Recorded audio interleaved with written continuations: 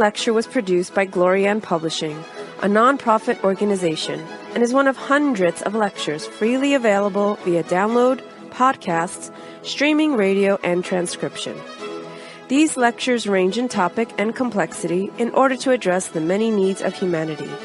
We invite you to browse our library of lectures, books, courses, and articles to find teachings that suit you.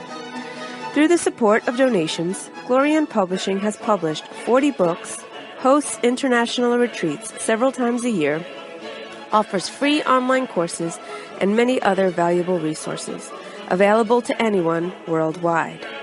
All of this has been made possible by the financial support of listeners like you.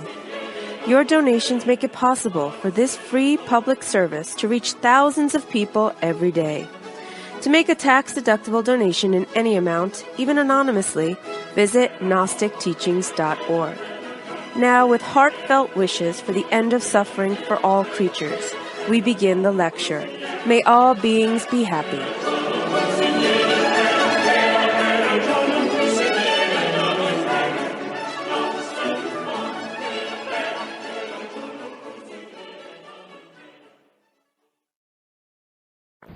Today, our lecture is going to cover the topic of meditation.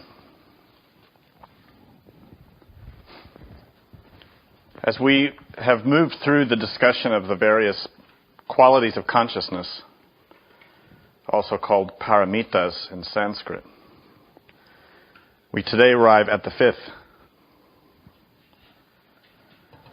So to remind you,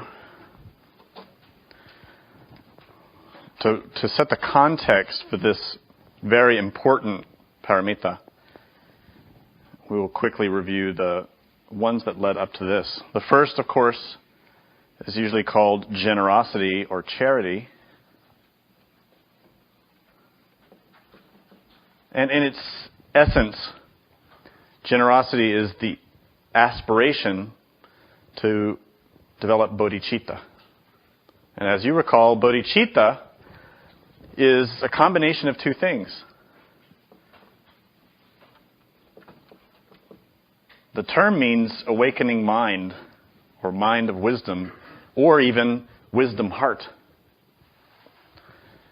But bodhicitta is composed of two elements: compassion, or conscious love, and the realization of emptiness, the understanding of emptiness. The second paramita is usually related to ethics or discipline.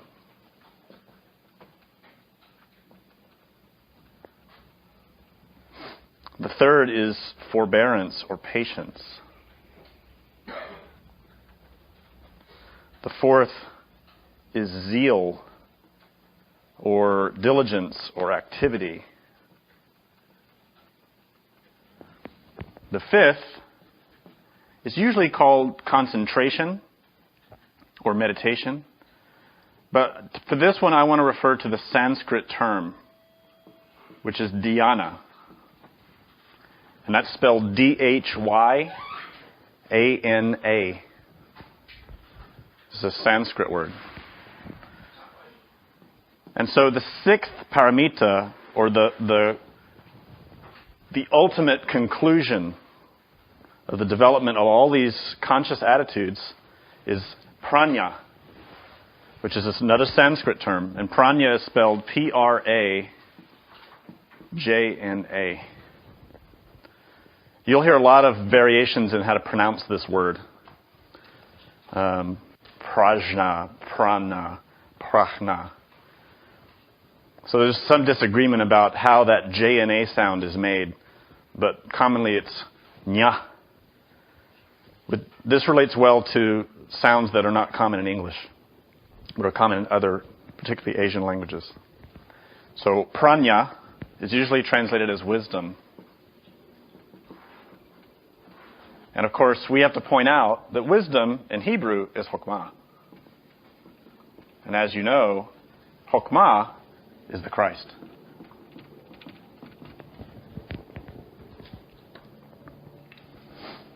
If you've studied Buddhism,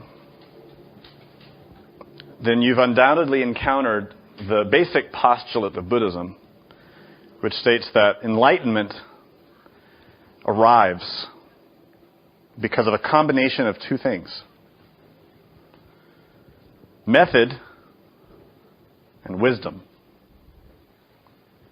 Method is the practical means, the actual steps, the actual work that any person has to perform in order to arrive at enlightenment or liberation, freedom. Method is comprised of the first 5 perfections or paramitas. Wisdom is the 6th.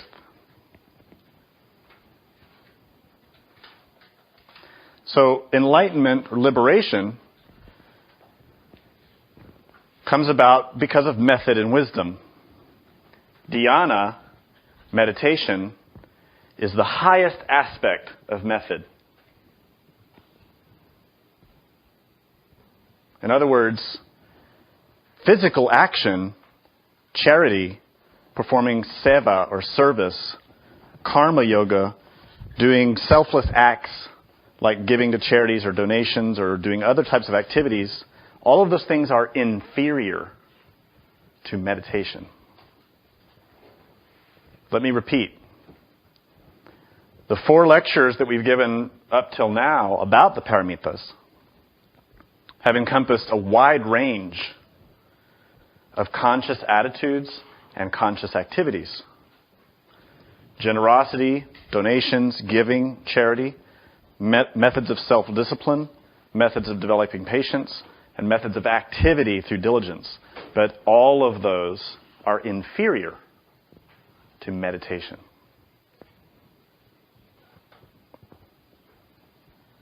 In fact, all of those endeavors, those conscious attitudes, find their expression ultimately through dhyana, or meditation.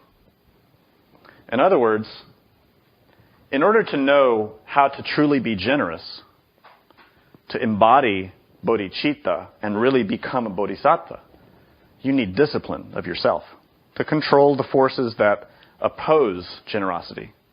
I mean, that's our ego. Pride, anger, lust, gluttony, envy, etc. We need self-discipline to control the mind.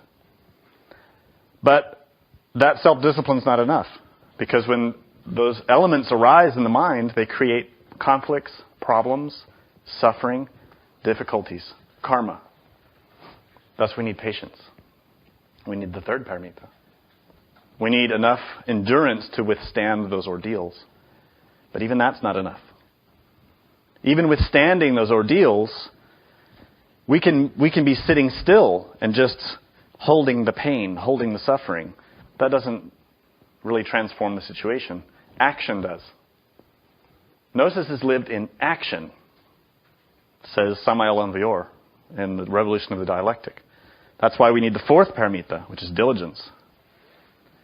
Effort, action, activity. But even that isn't enough. Because to know how to act is very difficult when we're trapped inside the ego.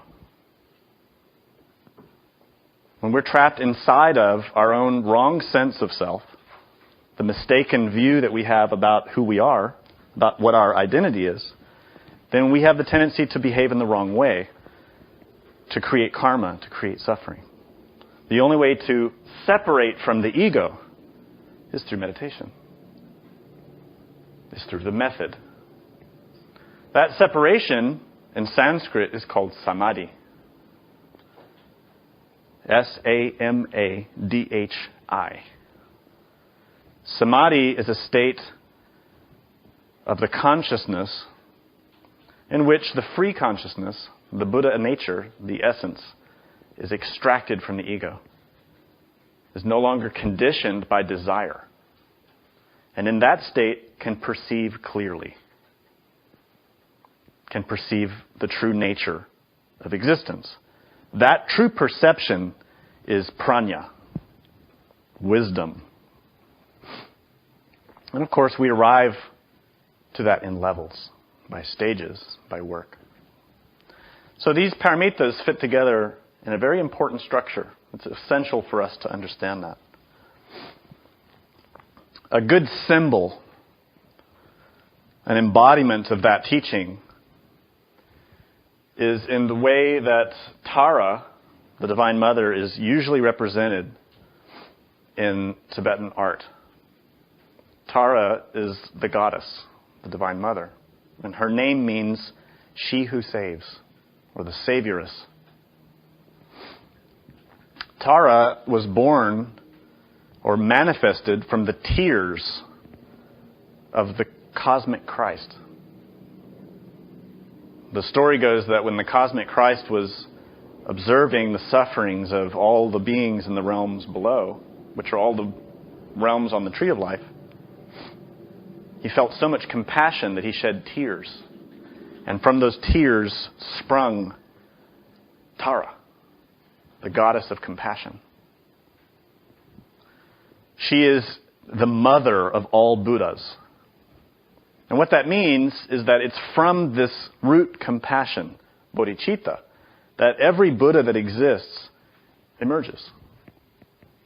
Every Buddha that has ever come to be, that is becoming to be now, and that will arise in the future, is born from Tara, compassion. But her symbol is typically where she's seated, and her left leg is folded, like a meditation posture. And her right leg is extending out, as if she's going to leap into action. She's a mother. She loves her children. And we are all her children in development. The left leg, which is folded, symbolizes prajna,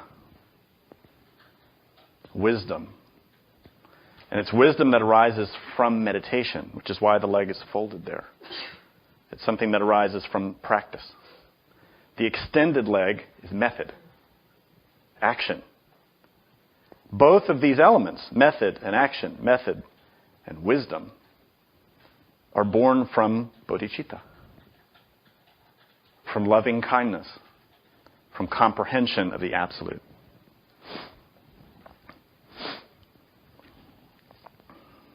So meditation, this fifth perfection or conscious attitude, is essential. And this is why meditation is constantly reinforced and discussed in our tradition. That's why we always point to meditation. We always indicate meditation. The tradition that we're studying in these lectures, we call gnosis. And as you know, gnosis is a Greek word which means knowledge. But this wisdom is not unique to one time or place. It's extremely ancient and has its presence in many places on this planet and beyond. The particular teachings that we study in this day and age, in this time, are those related to Samael Aun Weor. And Samael Aun Weor is a great Lama, is a great master, who taught his wisdom according to the needs of this time and place.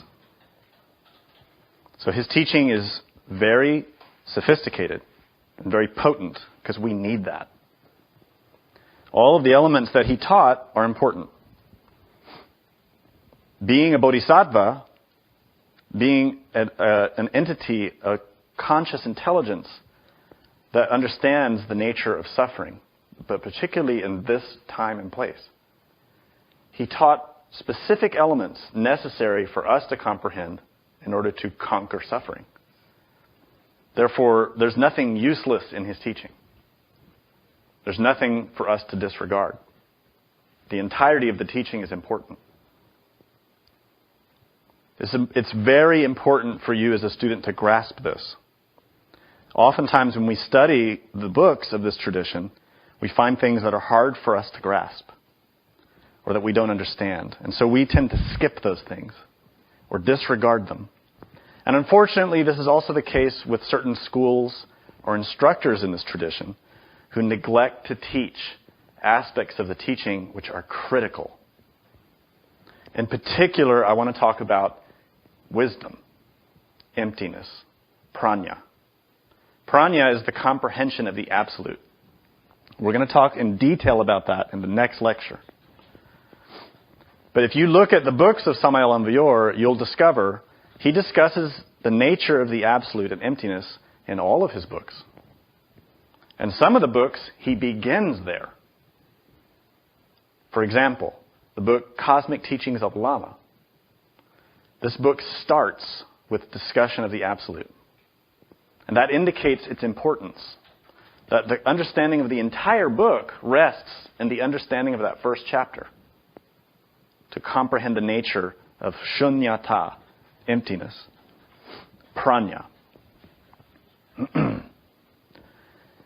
As a side note, we can discover within his teachings all of the schools are synthesized.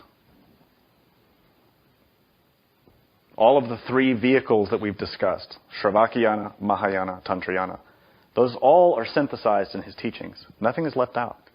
It may not be explicit, but the teachings are there. And this is because his teaching encompasses the entire path, not just one part or another. When we talk about meditation, we're talking about the cultivation of a particular kind of conscious attitude. The word meditation is really misused in the West. When the teachings from Asia began to arrive in the Western world, the people who were involved with translating that knowledge and bringing that knowledge to the Western mind used this word meditation in place of a whole variety of words from Tibetan or Sanskrit. So because of that, Western students who've adopted this concept of yoga or Buddhism or Hinduism have in their mind meditation, but it's a very imprecise term in the mind of Westerners. There's not a clear understanding of different aspects of meditation. In Gnosis, we need to understand that. We need to analyze the actual terminology and experience it. We have to arrive at our own experience of the differences between all the terms and states of consciousness, because this is dependent, our very development is dependent on it. Our very realization, our liberation, depends upon us understanding our own consciousness. In Buddhism, the teachings of the Buddha present meditation as having two fundamental aspects. The first aspect is called shamatha in Sanskrit. Shamatha simply means calm abiding or mental peace. And shamatha refers to a state of psychological equilibrium within which the attention can be focused without distraction. And this is a state of concentrated, directed attention. The other aspect, or the other half, is called vipassana. And vipassana means special insight. You could also call this comprehension. So these two components are meditation itself. Looked at in another way, you can say that shamatha is the ability to observe something serenely. You could also call it pratyahara. Vipassana would be the ability to analyze the object of meditation. So first you have to have the capacity to observe something serenely without being distracted. That's shamatha. And once you have that ability to concentrate and observe something, then you can analyze that in order to understand it. And that is vipassana. These are two different things. And there are different practices taught in the Tibetan schools, in the Mahayana schools, related to these two aspects.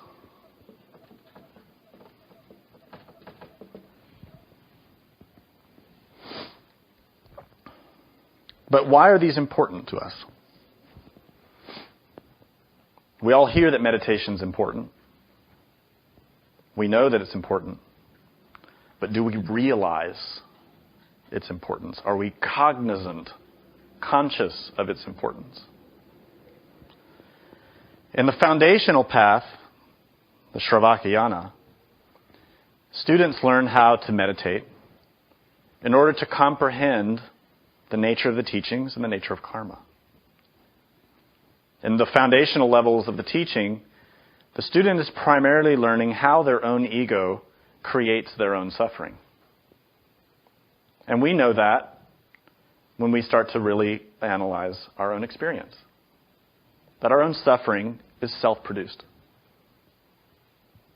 This has to be arrived at consciously. Not just hearing the idea and accepting it because it sounds right. You have to experience this. You have to become conscious of it, to see it in yourself. And when you have that conscious observation repeatedly, you continue to deepen your understanding of how you produce your own suffering. From that arises the spontaneous recognition that you must do something with yourself to change suffering. You can't change circumstances, because that won't change anything. Our external circumstances merely reflect what's inside of us. What is our state of consciousness? And this is what Samael Aun Weor points out throughout his books. What is outside of us is merely a reflection of what is inside. So if we want to change our circumstances, if we change what's inside, the outside will naturally change. This is a law. This is how nature works. So in that way, we learn that we need to meditate in order to comprehend the nature of our own self, the nature of our experience. That process is encompassed in those three factors that we keep discussing. The first one is to cease activity that's harmful. Death. To restrain harmful action. And you can't do that unless you're aware of where the harmful action is arising in yourself. You can't restrain your anger unless you understand your anger, unless you see it and you know how it works. Once those qualities, the negative qualities, are being restrained, then we need to know what to do with them. Because we can't just suppress things. We have to understand what to do with them. And that's the second step of birth, to adopt virtuous action. But how do you do that? How do you know what's right to do? If we are so swallowed up by suffering and pain and ignorance, by pride, by lust, we have to meditate. We have to separate the consciousness from that harmful element. This has two aspects. We separate from the harmful element because we know it's harmful. We experience the results of it. It's painful. So we separate from that. This is the need for meditation. That's part of the need. In that separation of samadhi, we can observe that harmful element in serenity, in peace. And this is what shamatha refers to. The Tibetan version of this word shamatha is shine. Shine means dwelling in peace. Shine is calm abiding, the silence of the mind, stability of consciousness. And this is a sort of flexibility and stability that the consciousness has, whereby distractions, discursive emotions, any kind of sensory input cannot upset our concentration.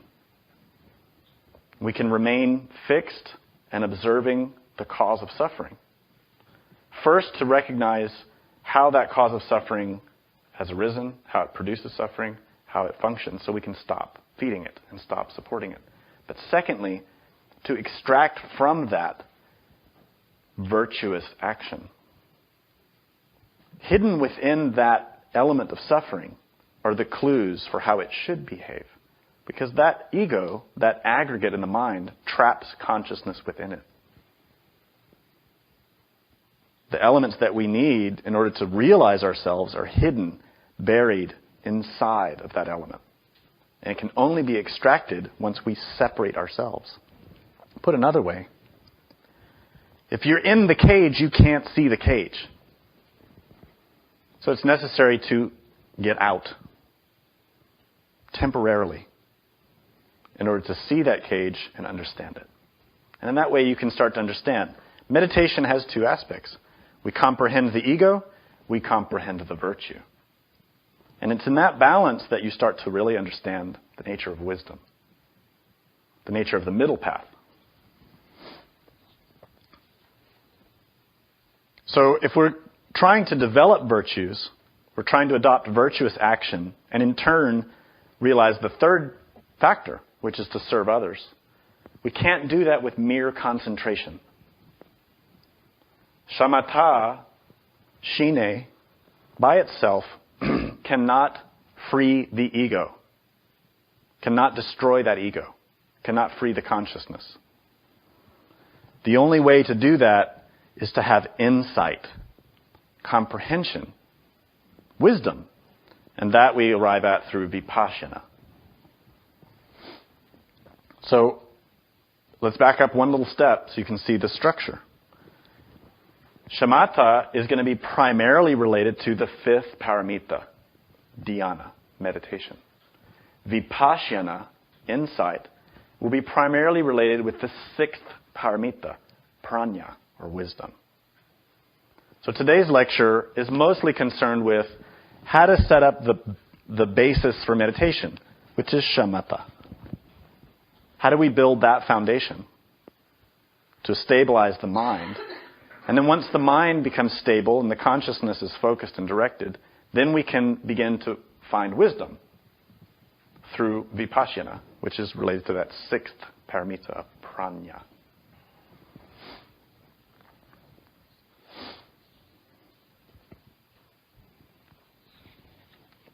If you've studied meditation before, then you would have heard about absorption meditation and analytical. And these are these two. Shamatha is absorption, vipassana is analytical. Gnosis teaches both. We find both aspects of meditation are taught in the Gnostic tradition, but these terms are not used. The way that Samael and Vior taught is very synthetic, very direct, very to the point.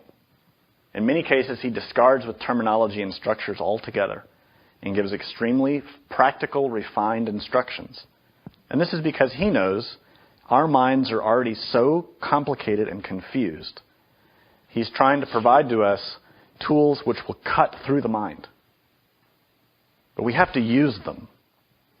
Unfortunately, most Western students, particularly English-speaking students, are so intellectual, so habituated to being in the intellect, that they will not actually practice something until they feel they have a good intellectual grasp of it.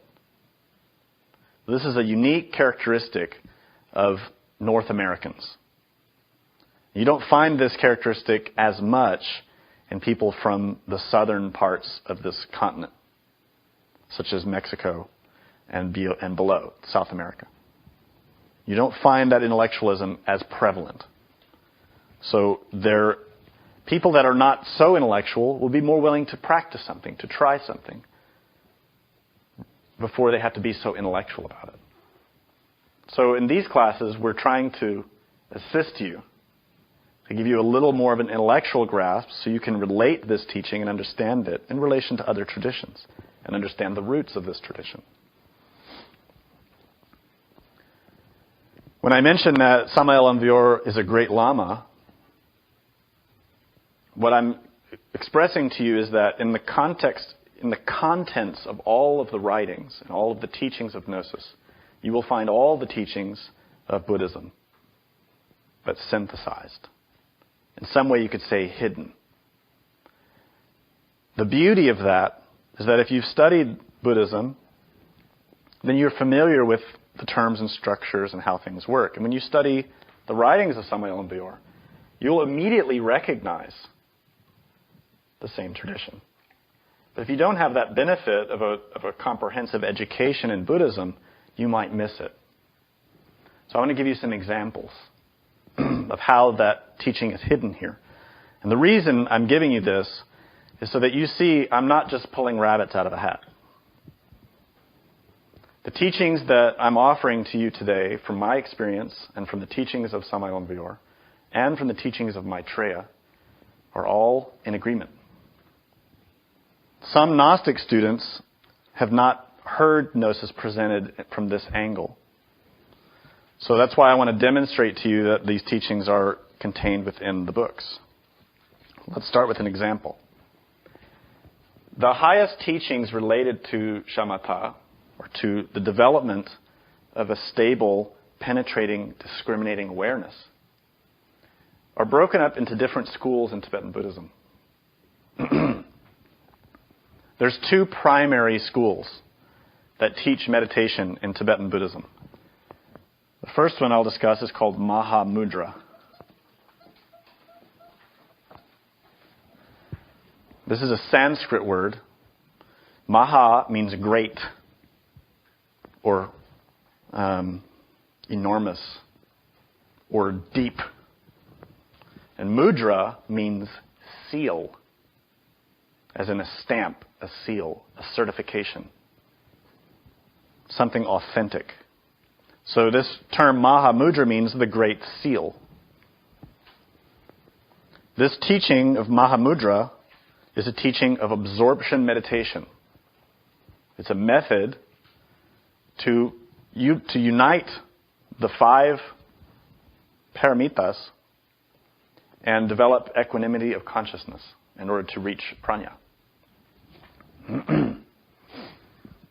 In Tibetan, Mahamudra is called Chagya Chempo. This method of Mahamudra is taught in primarily the Kagyu school, which is the school founded and propagated by Naropa, Marpa, Tilopa, Milarepa, Gampopa. These are all great masters of Tibetan Buddhism. The teachers of this method include Maitreya, Asanga, Atisha, Nagarjuna, and more. Most of these instructors and teachers have been discussed by Samael and Bior and recommended. The same teaching is also found in the Gelug and Sakya schools. And of course, the Gelug school is related with the Dalai Lamas. Related to this, in a sort of hidden way, the master Samael and Bior wrote in his book, The Zodiacal Course, that the doctrine of the heart is called the seal of the truth, or the true seal. Truth is Dharma. Seal is mudra. True seal is Mahamudra. So the Master Samael and Bior, without stating the Sanskrit word, was stating the doctrine of the heart that we need is contained in Mahamudra. And in that same book, in the beginning of the book, he differentiates between the heart doctrine and the I doctrine. The I doctrine is all the intellectual theories that people have, beliefs. The heart doctrine is the work with the consciousness to realize the nature of the truth, the Dharma. So here we have the Master saying the doctrine of the heart is also called the seal of the truth, or the true seal. In other words, Mahamudra. Mahamudra is taught in those particular schools of Tibetan Buddhism that I mentioned. But there's a complementary teaching which is nearly identical, which is taught in the Nyingma school. And in Tibetan, this school is called Dzogchen. Dzogchen is just a shortened version of the words Dzogpa Chenpo in Tibetan. And this means great perfection. And what are we studying in this course but the perfections, the paramitas? So Dzogchen relates to the great paramita, the great perfection. And this is, of course, the union of shamatha and vipassana. Comprehension of the emptiness through bodhicitta. Related to this, the Dalai Lama said, according to the Nyingma tradition, Dzogchen is the most profound of all the vehicles leading to enlightenment. But unless the practitioner has the capacity to understand the teachings properly, mistaken views can develop.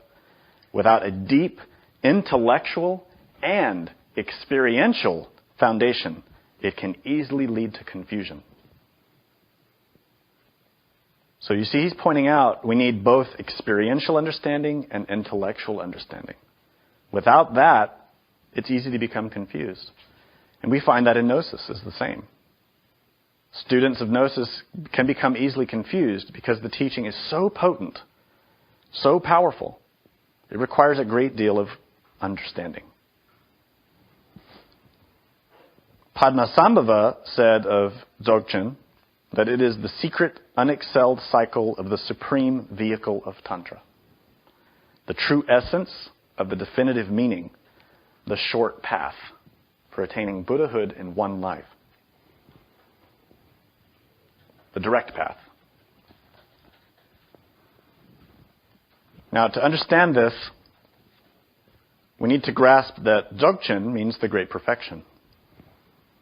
And as I was explaining, that teaching is embodied in the symbol of the Divine Mother, Tara, who with her position of her body is representing the aspects that we need to comprehend through our experience. Related to this, the Master Samael wrote in Revolutionary Psychology, our own particular individual cosmic mother possesses wisdom, love, and power. Absolute perfection exists within her. Absolute perfection is Dzogchen.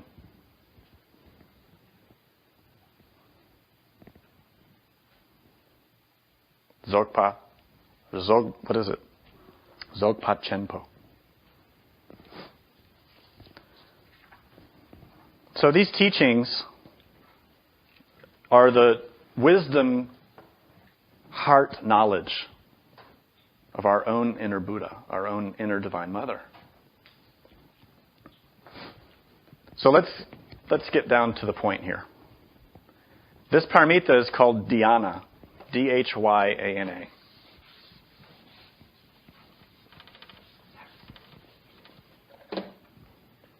The term Dhyana has a very long and rich history. This is a Sanskrit word. In the Pali language, which is another ancient language of India, this word is said jhana. So J-H-A-N-A.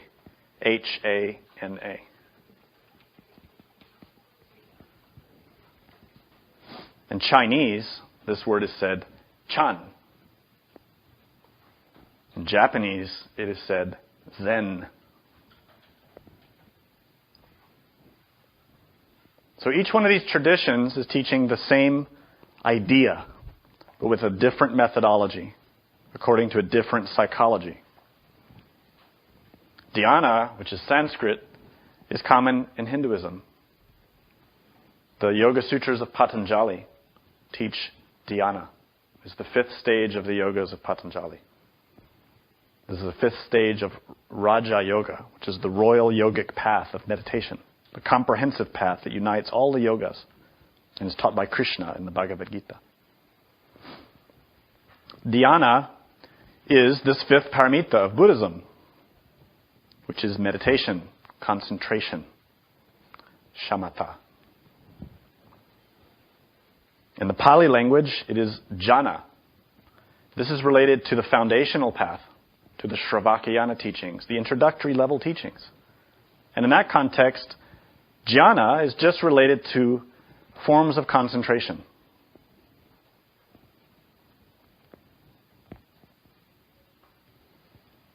In Chinese, it's Chan. Chan comes from Dhyana, and the root of that teaching is from Bodhidharma, who was a student of the Buddha, who brought Buddhism to China. And in that he founded a particular psychology of meditation, a particular way of understanding and comprehending the mind, which is called Chan Buddhism. That teaching moved on from China into Japan and became Zen. So you see then, we have all the levels of the schools. Study, meditation. Gnosis contains them all. In our Gnostic teachings, we have practices that relate to practices of developing meditation, or dhyana, related to each of the levels of the schools. You'll find very basic preliminary concentration practices, which would be related to jhana, or preliminary concentration. We also have teachings that are more closely related with Mahayana, which are a little more sophisticated and bring in more comprehension of compassion. We also have teachings related to tantrayana, to developing dhyana or meditation, meditative stability in relation to the secret path. So all of those teachings are encompassed here. What we need to grasp is something very critical. These teachings, the different ways of approaching meditation, approaching the comprehension and understanding of using the attention, these are not all going to the same place. Each path is different. Each path provides elements for the development of the student, but in accordance with a certain goal. In the beginning lectures of this course, we talked about these three paths and the differences between them. The Master Samael and Vior taught meditation in a very synthetic, advanced way. You'll find in his teachings elements of all of the schools. Elements that relate to the foundational path, elements that relate to the Mahayana path, and elements that relate to the tantrayana path. And this is because we all have different needs. We all have different things that we need to develop. We already have certain capacities and we need to acquire other ones. So there are different practices taught, but they are not all the same. They're not equivalent with each other. Concentration practices that correspond to the Shravakayana or foundational path will not take you to the same place of a meditation practice related to tantrayana or Mahayana. It cannot. We who are lost in the darkness can't necessarily see the difference. But there is a difference. We need to understand this clearly when we experiment with these practices, but especially when we teach them. We have to be very clear about the purpose of each practice and what it can produce. They are not all equally interchangeable. A very crude way of understanding this would be to imagine that you have just realized that you're in the middle of a big war. You've just grasped that death is at the brink of descending upon you because there's a battle raging all around you. This is actually the case. We're 97% trapped in the ego. This means we have a 3% capacity left to escape if we use it. If we don't use it, we're lost.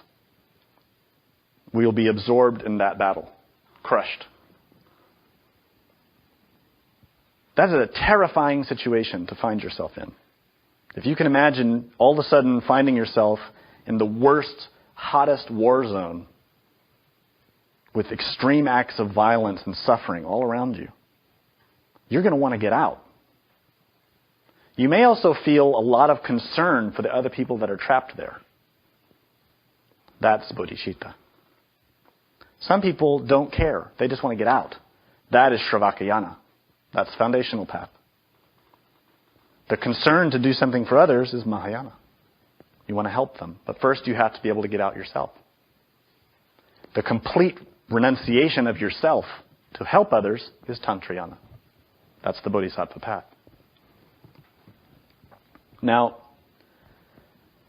finding yourself in this situation, you'll see, luckily for you, there are a few ways out. The easiest one for you to grasp and learn and get on and use is a donkey. There's a donkey there that you can get on and ride out of this war. That donkey is the foundational path. It's a very useful animal. Very helpful, but it's slow. It can only go so fast and it can only go so far. You also see there a car. A car is faster. It's also a little more dangerous. And it requires more elements. It's a more complicated device, a more complicated vehicle, more sophisticated. It requires training. That is the Mahayana. But you also see a jet airplane. Obviously, much faster, much more complicated, much more sophisticated, but it will get you out right away. Now, if we extend this analogy a little bit, and we say, well, the only way to get out of this war is to go up a big mountain. How far up that mountain is the donkey going to get? Especially if the conditions are very rough or steep. It's not going to get far. The car as well can only go so far. But the jet can go over, can go to the top, can go beyond. This is the difference in a crude analogy between these different schools and between the practices that correspond to each school. This is important for us to understand because the goal is absolute liberation, not partial. If we acquire partial liberation, we still remain in danger. We still remain threatened and with the possibility of falling back into lower realms, into suffering. We need to go very far beyond in order to fully escape the dangers. For this, we have to understand what these words have in their roots. Dhyana and jhana are both related to a Sanskrit root, nya, J-N-A. Nya in Sanskrit means to know. It's the same as gnosis. To know. But mere knowledge of something only reaches a point of a relative degree of development. Because there is knowledge that is beyond. In other words, there are two truths, conventional and ultimate. What we experience now is conventional truth, but we're trapped in suffering. We need ultimate truth, absolute truth, which is pranya. If you put pra in front of the nya, pra means before.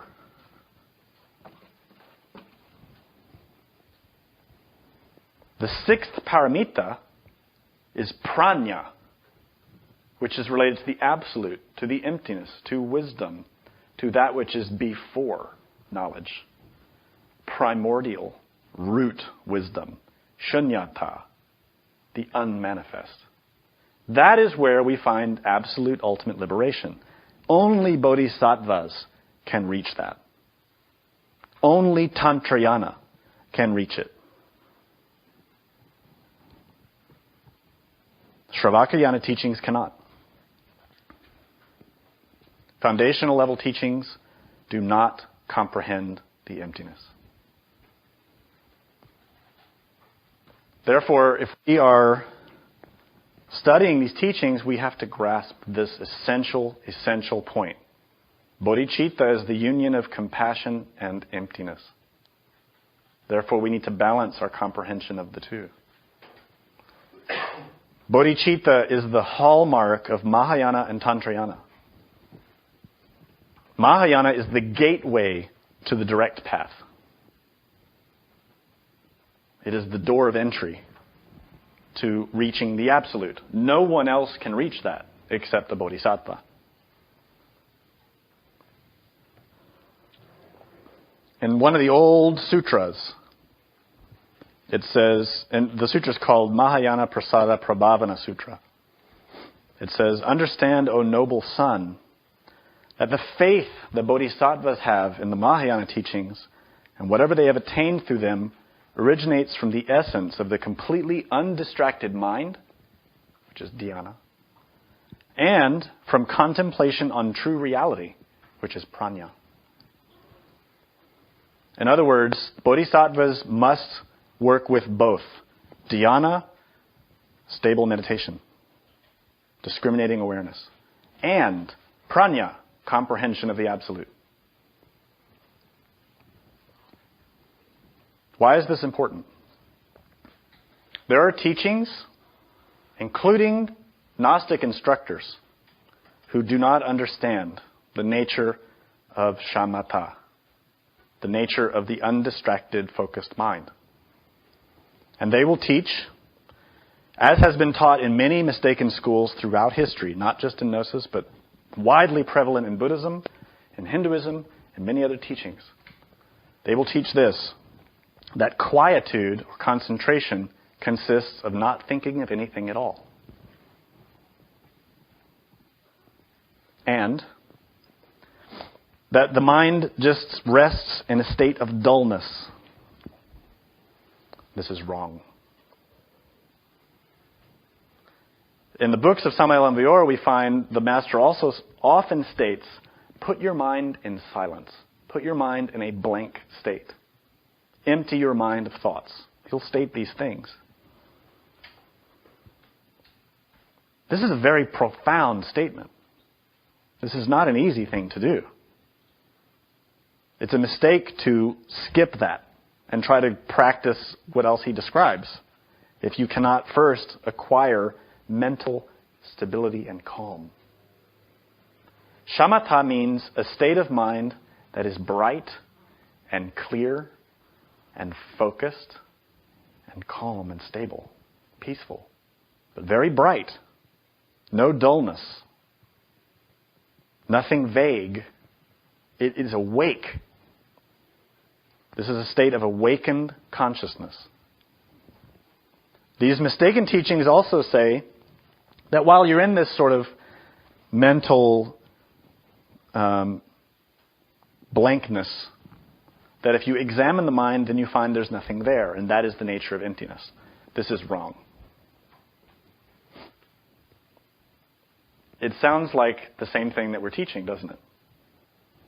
That we have to put the mind in a state of emptiness and analyze the nature of that mind and find that there's nothing there. There's no real self. This is a very subtle thing to grasp. There's a very subtle difference between a right understanding of this and a wrong understanding. The difference is in awakened consciousness. Awake. And that can only be known by experiencing it. Quietude of the mind, silence of the mind, has two features that must be present. The first one is mental stability and flexibility. It means that the mind should be very calm, our attention very bright, very clear, very awake. The second aspect is clarity of perception. There's nothing vague there. Things are absolutely clear. If you close your eyes now and you see darkness and your mind is vague and buffeting you with thoughts and feelings and sensations and memories, this is not quietude. Even if the mind becomes somewhat quiet and you feel a sense of peace, if you do not have clarity of perception with your eyes closed, I mean you perceive clearly what your mind is doing, then you do not have mental quietude. There are states of consciousness that seem similar, but that nonetheless are dull. not sharp.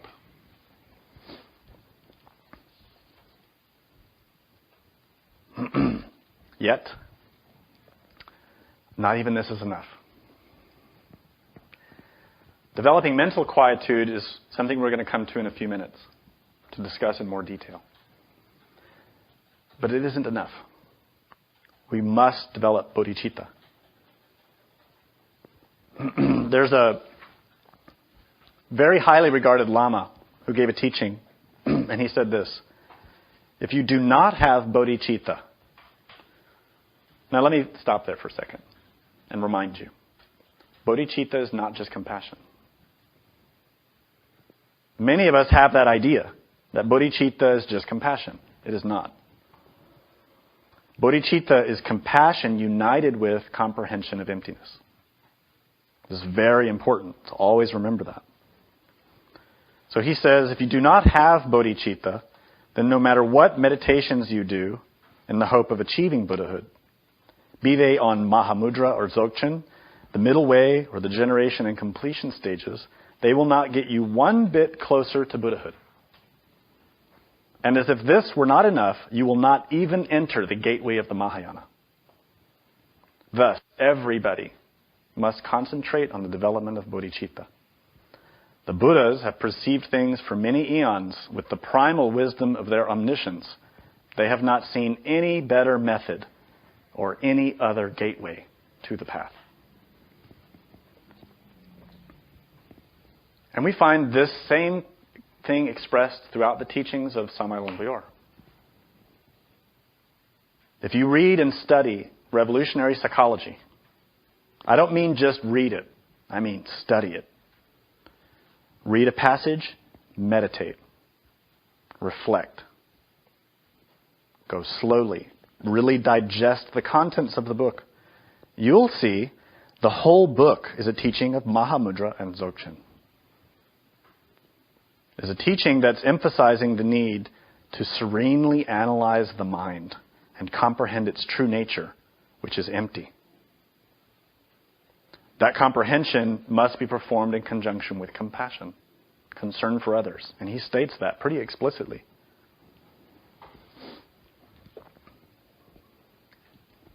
I'm making these points and building this foundation for your understanding for a reason. Gnosis is new in English. This particular thread has only recently come into English. And because it's very challenging, very demanding, unfortunately some students want to find easier methods. They read and study the teachings of Samael Aun Weor and become inspired and become dedicated. But because they don't fully practice the teachings, they want easier methods. And then they hear, well, this is related to Buddhism, so let me go study some Buddhism and bring those practices in. They do that without realizing that sometimes they bring in teachings that belong to other forms of Buddhism or different schools, and they don't understand how those teachings incorporate. For example, the Master Samael teaches a lot of Zen. Comments often about the benefits of Zen practice. So there are Gnostic instructors who study Zen very devotedly. Zen teachings are very good. They have a lot of tools, but they do not have all of them. Zen is a teaching that has been in existence for many hundreds of years, and it has many beneficial things, but it is not the whole teaching. And it fits into Mahayana teachings if it's properly practiced. But in the West, it is usually not. In the West, Zen has become devoid of much of its true esoteric content. Thus, it has degenerated into a Sravakayana teaching in many places. It no longer has, in many places, its true, full content. It has been stripped, just like other religions. It has been adulterated. And this is because many of the students and teachers and practitioners of Zen have not comprehended their own tradition, and thus have removed those things they don't understand. The same thing is happening in Gnosis. Teachers and students don't understand things, so they don't investigate them. They leave them out, thus they adulterate. Worse, they bring in other teachings and add them to gnosis, and they adulterate gnosis. Samael and Vior addressed this specifically in the Pistis Sophia Unveiled. Adultery includes adulterating the knowledge. This is a grave act. Very significant. When we study a teaching, when we study a practice, we need to fully investigate, where does this practice come from? Where can this practice take you? Now we're studying Gnosis, which is a teaching of Samael Aun Weor. It is beholden of the student to investigate Samael Aun Weor, to not simply take the teachings on face value, but to investigate them, to practice them, to know by faith, meaning by experience, where these teachings come from.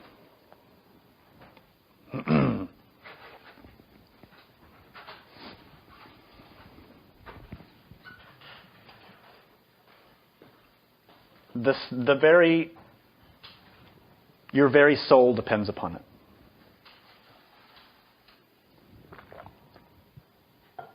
Your happiness or suffering depends upon it.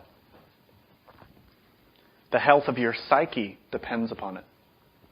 You can't take things at face value. You have to know for yourself, by your own experience, what is valuable and true and what is not. There are many useful and important teachings in the world. Many things that can help us. And all of us have different needs. We may need to bring in elements from our own tradition, the tradition that's in our soul, that may not be so explicitly addressed in Gnosis. But we need to do that with a lot of prudence and examination of where those teachings come from and who is giving them. What type of realizations has the teacher acquired? You can't find that out by asking someone, and you can't find that out on the internet. That comes out through your own internal investigations. And that's very difficult to come by when you're a beginning student.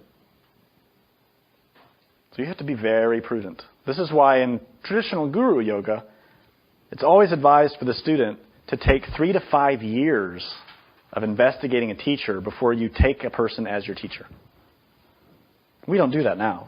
We just immediately assume something, we adopt it, and we begin to use it and proclaim ourselves a follower and not realize what we get ourselves into.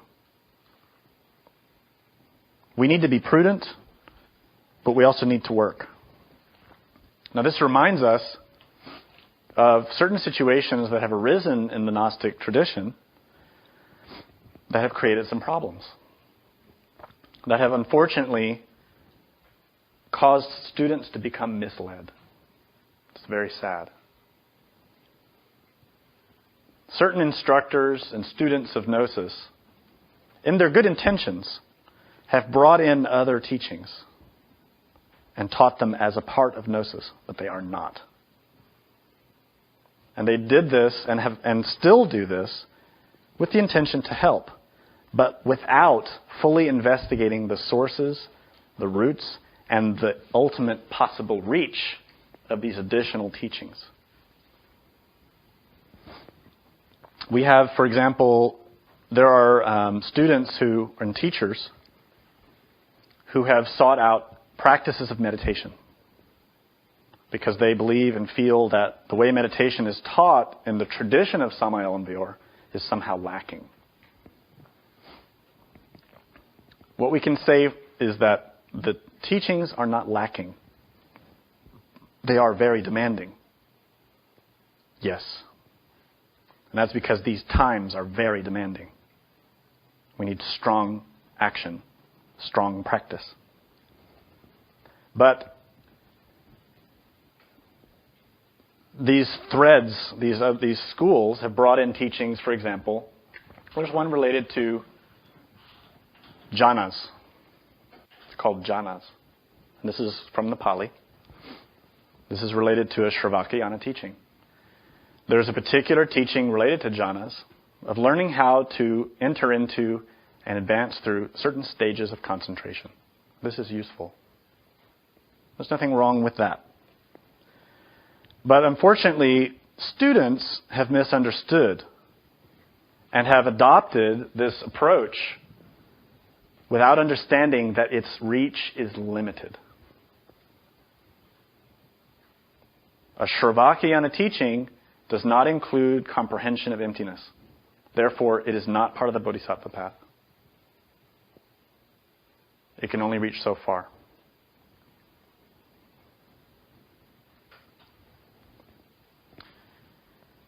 We have also examples of people bringing in psychological teachings because they don't understand the psychology of gnosis. They want something easier. We have a teaching that's prevalent in pop psychology now called the Enneagram. The Enneagram is not gnosis. It has nothing to do with gnosis. The pop psychology version. If you look at it, you'll see that the people who propagate and teach this doctrine are not people who propagate and teach the path of the Bodhisattva. They don't even teach white tantrism. They're people who are making money. This is not part of tantrayana. It sounds similar in the same way as the practice I described to you before about putting the mind in blank. It sounds very similar. So it has a kind of seductive power. And it makes it sound like a key that will make your work easier. But it is not. It is a delusion.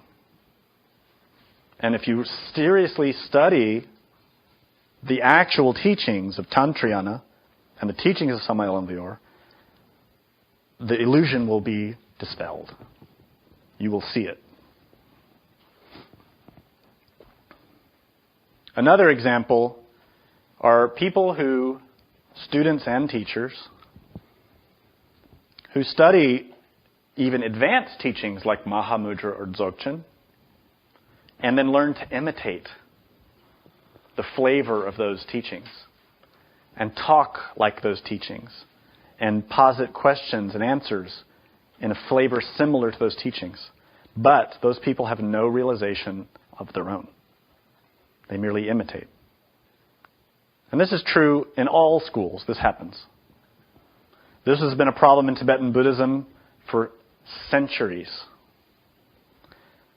That people will act like lamas, pose as yogis, but have no real realization of their own. But it's easy to fool themselves, and it's easy for them to fool others. These are very unfortunate things because people, particularly people who pose in this way, put themselves in a position as if they have great understanding and then begin to give advice. But they're giving advice without having any comprehension, without having any experience, conscious experience. And in this context, what we're talking about is comprehension of the absolute.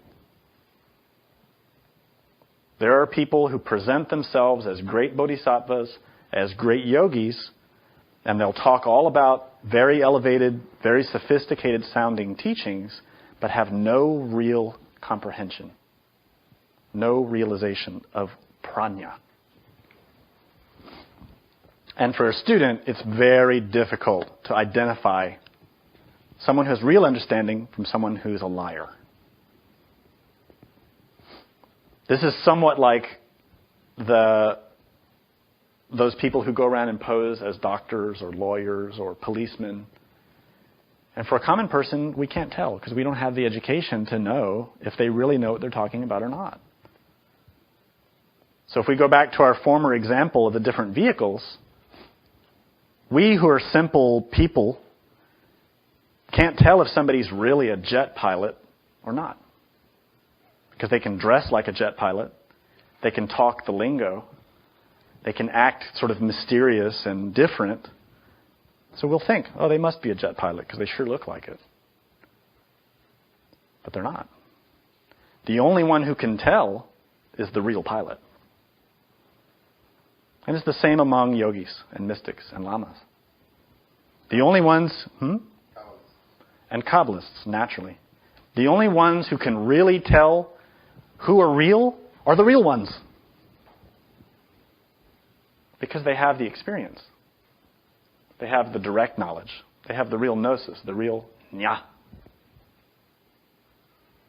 So as students, we need to be very prudent. We need to study things and apply them and practice them and understand where they come from. In all of these three cases that I've outlined for you, there's a little bit of advice you can use to help you determine, does a practice fit in or not? Does it really lead where I need to go? And this is a statement that was made by a Lama many centuries ago about Dzogchen. He said, someone who has real experience of Dzogchen, real experience of the emptiness, has these virtuous experiences arise in themselves. 1, the realization of impermanence. 2, a reduction in the range of the mind, in terms of the mind being all over the place.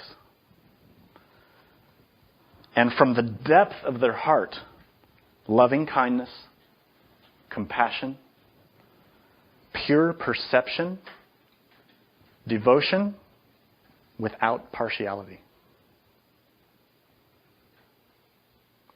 Therefore, if we see a person who claims to be a practitioner of high teachings, but they are cruel, insensitive, they lie, they are not honest, then we can see quite clearly that they have no understanding. If they are selfish, greedy, then we can see it. Someone who has genuine experience of Dzogchen, of prajna, of wisdom, will have a great deal of bodhicitta. Because that experience of prajna can only come from bodhicitta. And bodhicitta, remember, the union of compassion and understanding of emptiness.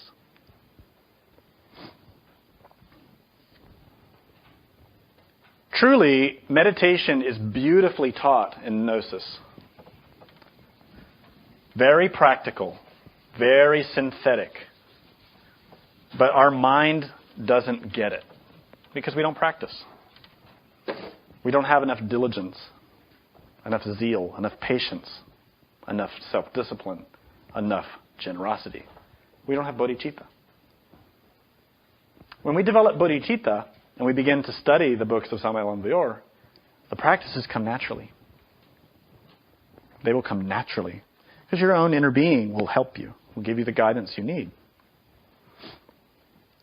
If you really want to understand Gnosis, to understand meditation in Gnosis, study these books. Revolutionary Psychology, Great Rebellion, Revolution of the Dialectic. When I say study, I'm not saying just read them. I say meditate on them. Read a little bit, meditate a lot. Read a little bit, meditate a lot. Practice them every day, moment to moment. Put them into work.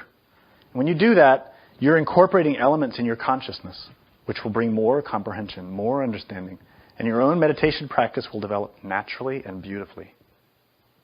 This is the great hidden treasure contained in these books.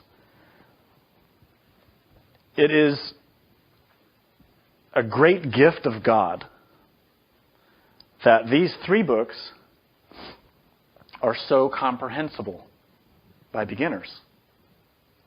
And that's why we have beginners who arrive in Gnosis often cite Great Rebellion and Revolutionary Psychology as their favorite books. But as it happens, these are the most advanced books of the tradition. Revolution of the Dialectic particularly. They're the most advanced because if you look at the Master's teachings, he said all his writings are coming on a scale. And when he completes the octave, he will leave. What were the last books he wrote? Revolutionary Psychology, Great Rebellion, Revolution of the Dialectic, and some other ones like Tarot and Kabbalah and Pistis Sophia. They are not the easiest books. They are not the beginning notes of the scale. Perfect Matrimony is. The Zodiacal Course, Major Mysteries. These books are very important as early notes. But people don't think that they are foundational books because they seem so advanced. But you need to consider this. We start step by step. The first steps are perfect matrimony. That is the basis of this teaching. You cannot get gnosis if you only study revolutionary psychology. You cannot. That book only works in context of having a foundation of perfect matrimony. So you start there. You work through the scale.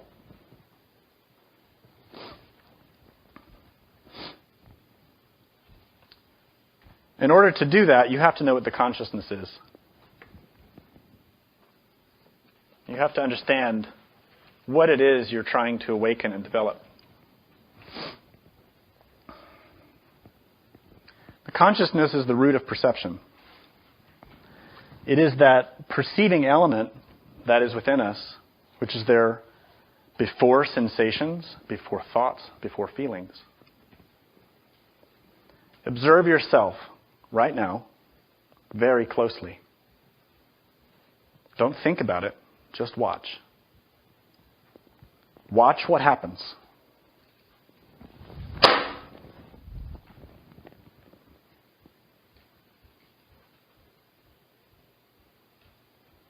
What did your mind do?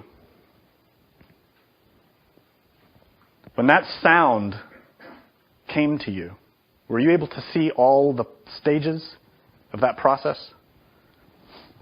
What was the first thing you noticed? Was it the thought? What is that? Actually, that thought is the last thing that happens. Did you notice all the things that happened before that thought arose? What about the emotion? There's an emotional reaction, right? Surprise, shock, maybe fear. That comes before the thought. But there was other things before that. The sound arrived into your senses, into your motor instinctive sexual brain. But something happened before that too. The sound arrived to your consciousness.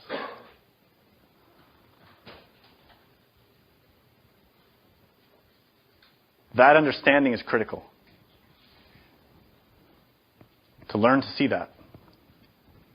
That is the basis of shamatha. Sharp, focused, clear perception without distraction. If you've ever seen lightning at night, the lightning strikes, but then the sky is illuminated for a moment before it passes and then becomes dark again. Have you ever noticed that? The same thing happens in the mind. If we imagine the mind is a body of water, we, as the Buddha nature, the essence, are there on top of that water. And all the impressions of life are striking the water, being absorbed by our own mind. But they create waves, because we're not receiving those impressions attentively and consciously. Thus, the mind is chaotic. When we learn how to receive those impressions consciously, to watch them arriving, to watch them strike the water absorbs the impression, and there is no wave. That is mental quietude, shamatha. But that doesn't arrive through evolution. It does not arrive through any trick. There is no secret teaching or unique thread that will teach that to you like that. You can only teach yourself by paying attention from moment to moment, by learning how to exercise your consciousness and transform impressions. To do it well, to arrive quickly at real understanding of this, there are certain prerequisites. If we apply these prerequisites, we set up conditions which are conducive to the arising of this understanding. If we don't have these conditions, it becomes much more difficult to understand this. These prerequisites are taught by the Maitreya Buddha. They're very simple. The first one is having a good place, a conducive place to meditate. We need a peaceful atmosphere. So in our home, we should find a space where we can meditate, where it's quiet, where we don't have a lot of distractions, or any distractions if possible. And we can isolate ourselves for brief periods of time in order to meditate serenely.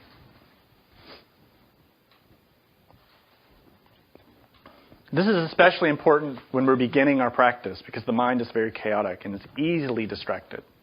Later on, we can develop the ability to meditate in even chaotic environments and not be disturbed.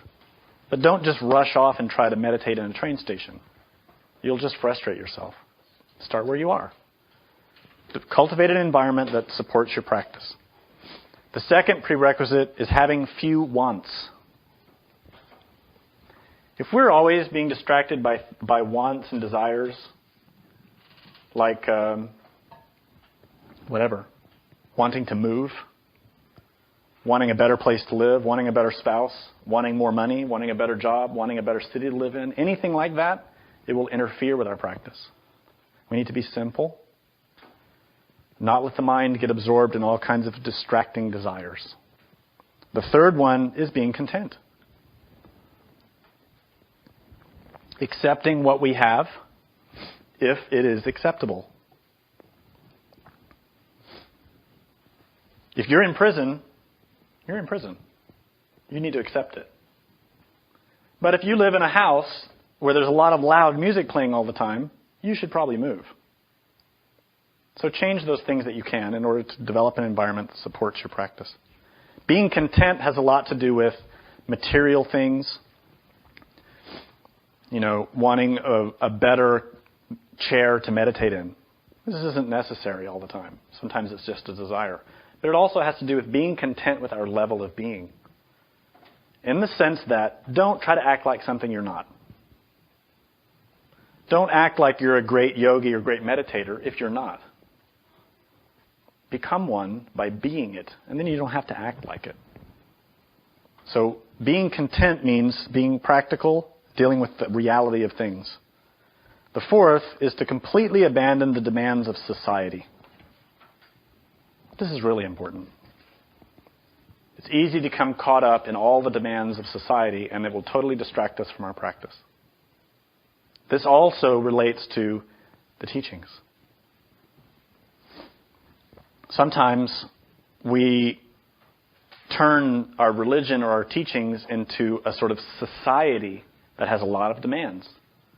So we may be part of a school that always is having social activities, going here, going there. We should not be victim or feel obligated to do these things. These are demands of society, even if they occur within a religion or a school. The fifth is having pure ethics. You won't be able to meditate if you're still drinking alcohol, if you're doing drugs, if you're stealing, if you're committing adultery, if you're fornicating. Your meditation practice will go nowhere. All of these activities disrupt the mind. They produce vibrations in the mind that will prevent it from being calm.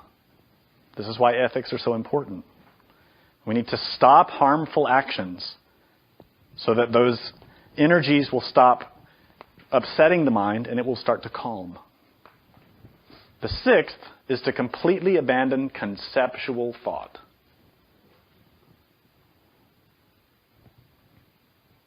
This one's hard, especially for a beginner, because we're still trying to grasp the concept of the teaching. This is related partly to having desires. For example, having desires for experiences of meditation. We have to abandon that desire. We have the longing, and that's what inspires us to practice. But when that longing becomes a desire, it poisons our practice.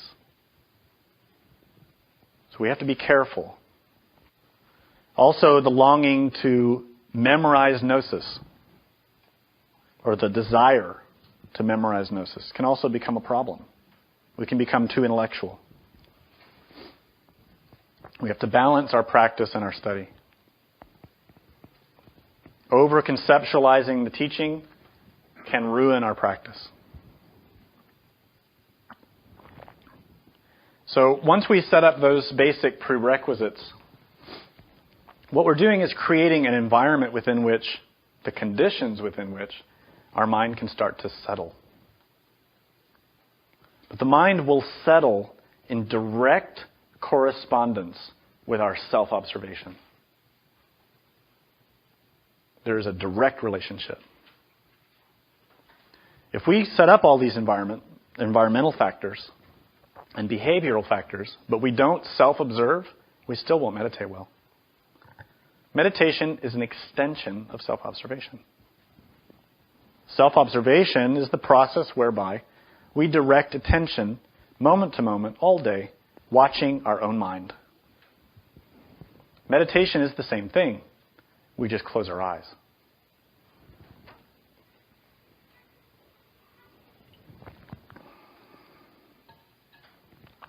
Once we start our practice, we start our actual meditation, there are certain obstacles that we'll need to deal with repeatedly until we actually acquire mental stability. And we don't have time today to go into detail into these. But in synthesis, they are laziness, forgetting the instructions, excitement, or dullness. There's some information about these obstacles in the meditation course on the Gnostic Teachings website. Our meditation practice, or rather our shamatha practice, is a practice in which we sit, we relax, we close our eyes. To relax means to relax all three brains. We relax our whole physical body. And there's a practice, a guided practice that can help us learn how to do that, also on the Gnostic radio site. This one's quite thorough and long. And once you learn how it works, it's very simple. You can shorten it according to your need. But it's very important with every practice of meditation to relax first. Because if you don't, there will be residual tension that you're not aware of that will interrupt your practice, and you'll just become frustrated and stop. So it's good to set up the foundation first. Relax. Relax your whole physical body, then relax your emotional brain, and relax your intellectual brain. This sets up the conditions. All of these things we've discussed so far set up the conditions that we need in order to practice well. At this point, we close the eyes and we begin to focus on an object. There are many different kinds of objects that we can adopt for our practice. In the lower schools, like foundational path, practitioners or yogis will take on even a stick or a rock and just work to concentrate the mind on that, or a dot. But since Gnosis is more concerned with Mahayana and Tantrayana, we prefer to take something that will have more profound benefits.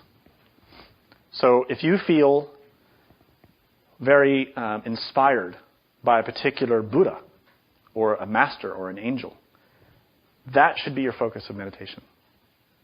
In order to develop some concentration, you can focus on Jesus, Buddha, Master Samael, and close your eyes and imagine. This is why we have sacred images or tankas, paintings or sculptures, is to give us something we can observe physically, study it in detail physically with our physical eyes, and then we close our eyes and imagine that. That imagination, combined with concentration, is what opens up the doors of meditation to us. But again, this is a preliminary practice. And there are many varieties of this kind of practice. I'm just giving you one example.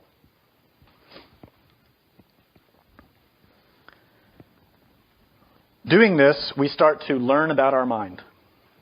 And a very useful graphic that illustrates the stages through which we'll pass is present in the Buddhist tradition, particularly Tibetan Buddhism. There is a teaching given by Maitreya Buddha called the 9 stages of the development of shamatha. There's an example of this on our website. If you look in the resources and references area, you'll find a graphic called the stages of meditative concentration.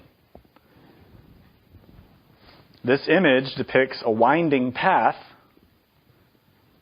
that shows a monk walking up the path.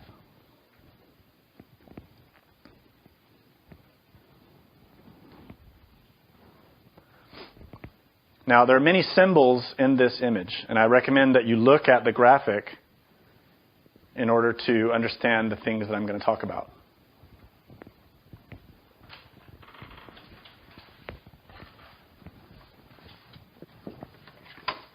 So let me get this one.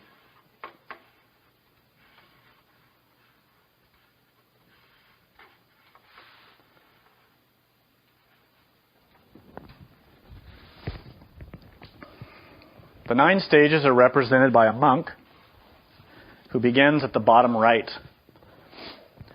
Next to him,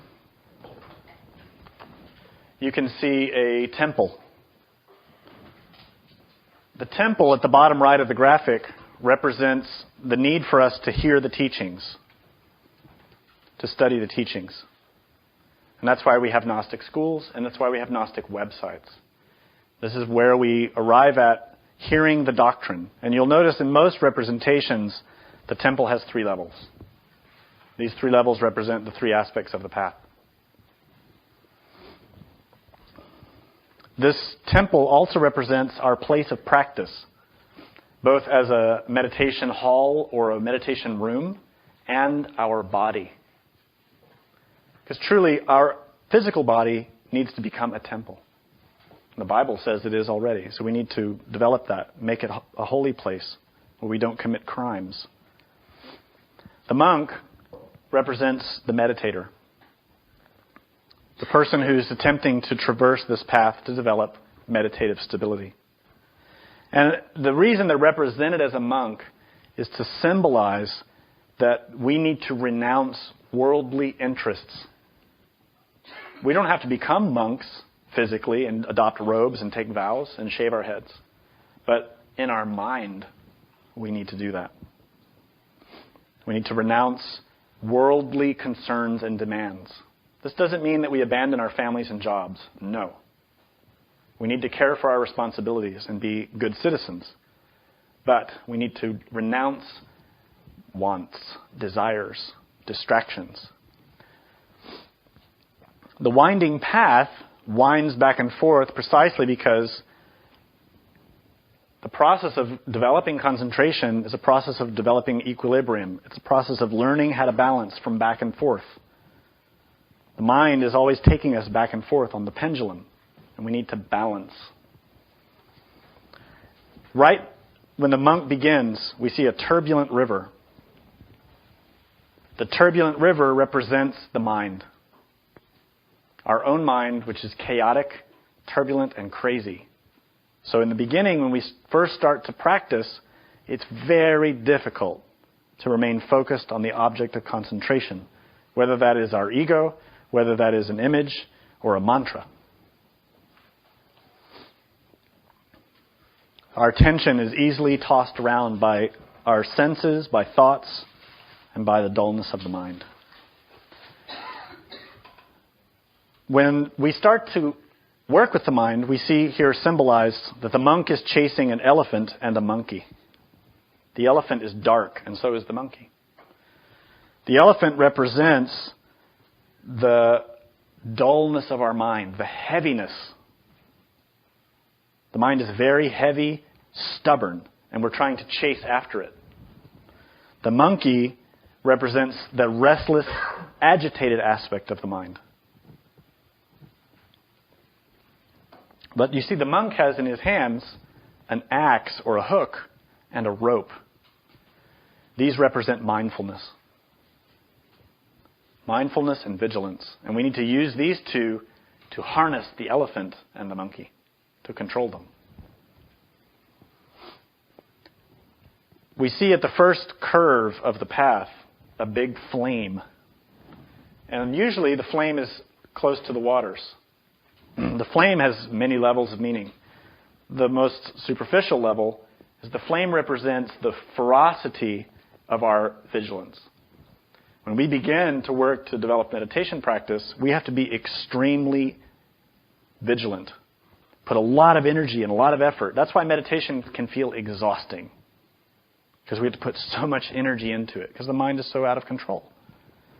And if you look up the path, you see that fire diminishes until about 3/4 of the way up, the fire is no longer there. And that's because at those levels of concentration, the vigilance becomes effortless, becomes natural. But then that fire emerges again at the top with a different aspect.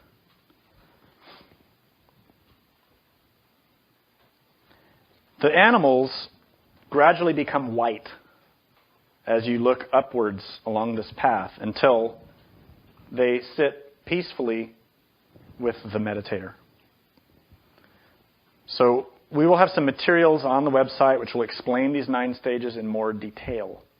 The 9th stage is the cultivation and application of actual shamatha, actual mental stability. And this is a state in which the mind is one-pointedly concentrated.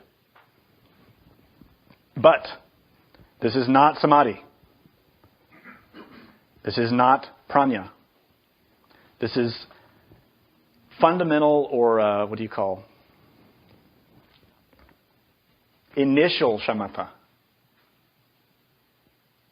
It is not permanent or fully realized concentration. For that, you see additional stages where the monk is on a rainbow path, a rainbow bridge. This is related with higher levels of meditation, higher levels of shamatha. And we'll explain more details about this on the website. But for today, the thing that you need to grasp is this.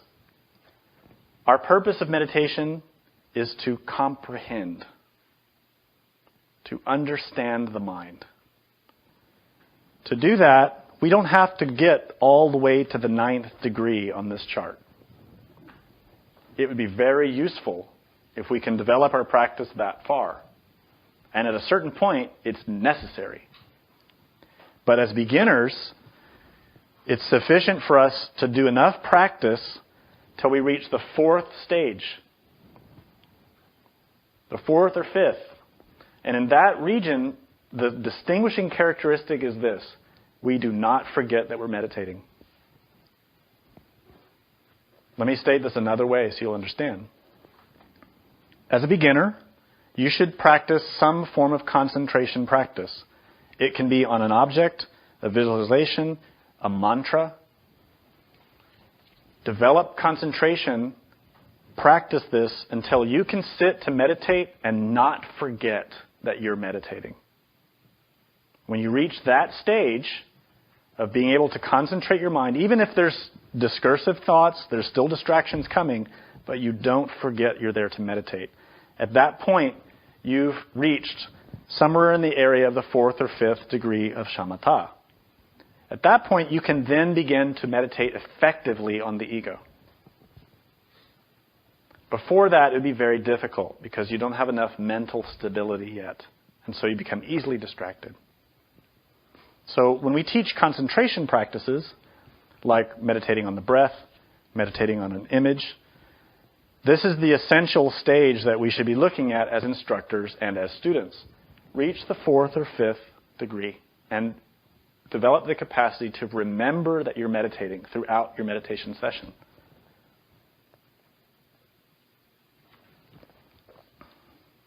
The purpose of Dhyana is to develop enough stability so that we can comprehend. We are in a war. We are at the brink of losing. 97% of our consciousness is trapped in ego and karma. We no longer have the time to spend years developing a concentration practice. We no longer have the time to waste a single day.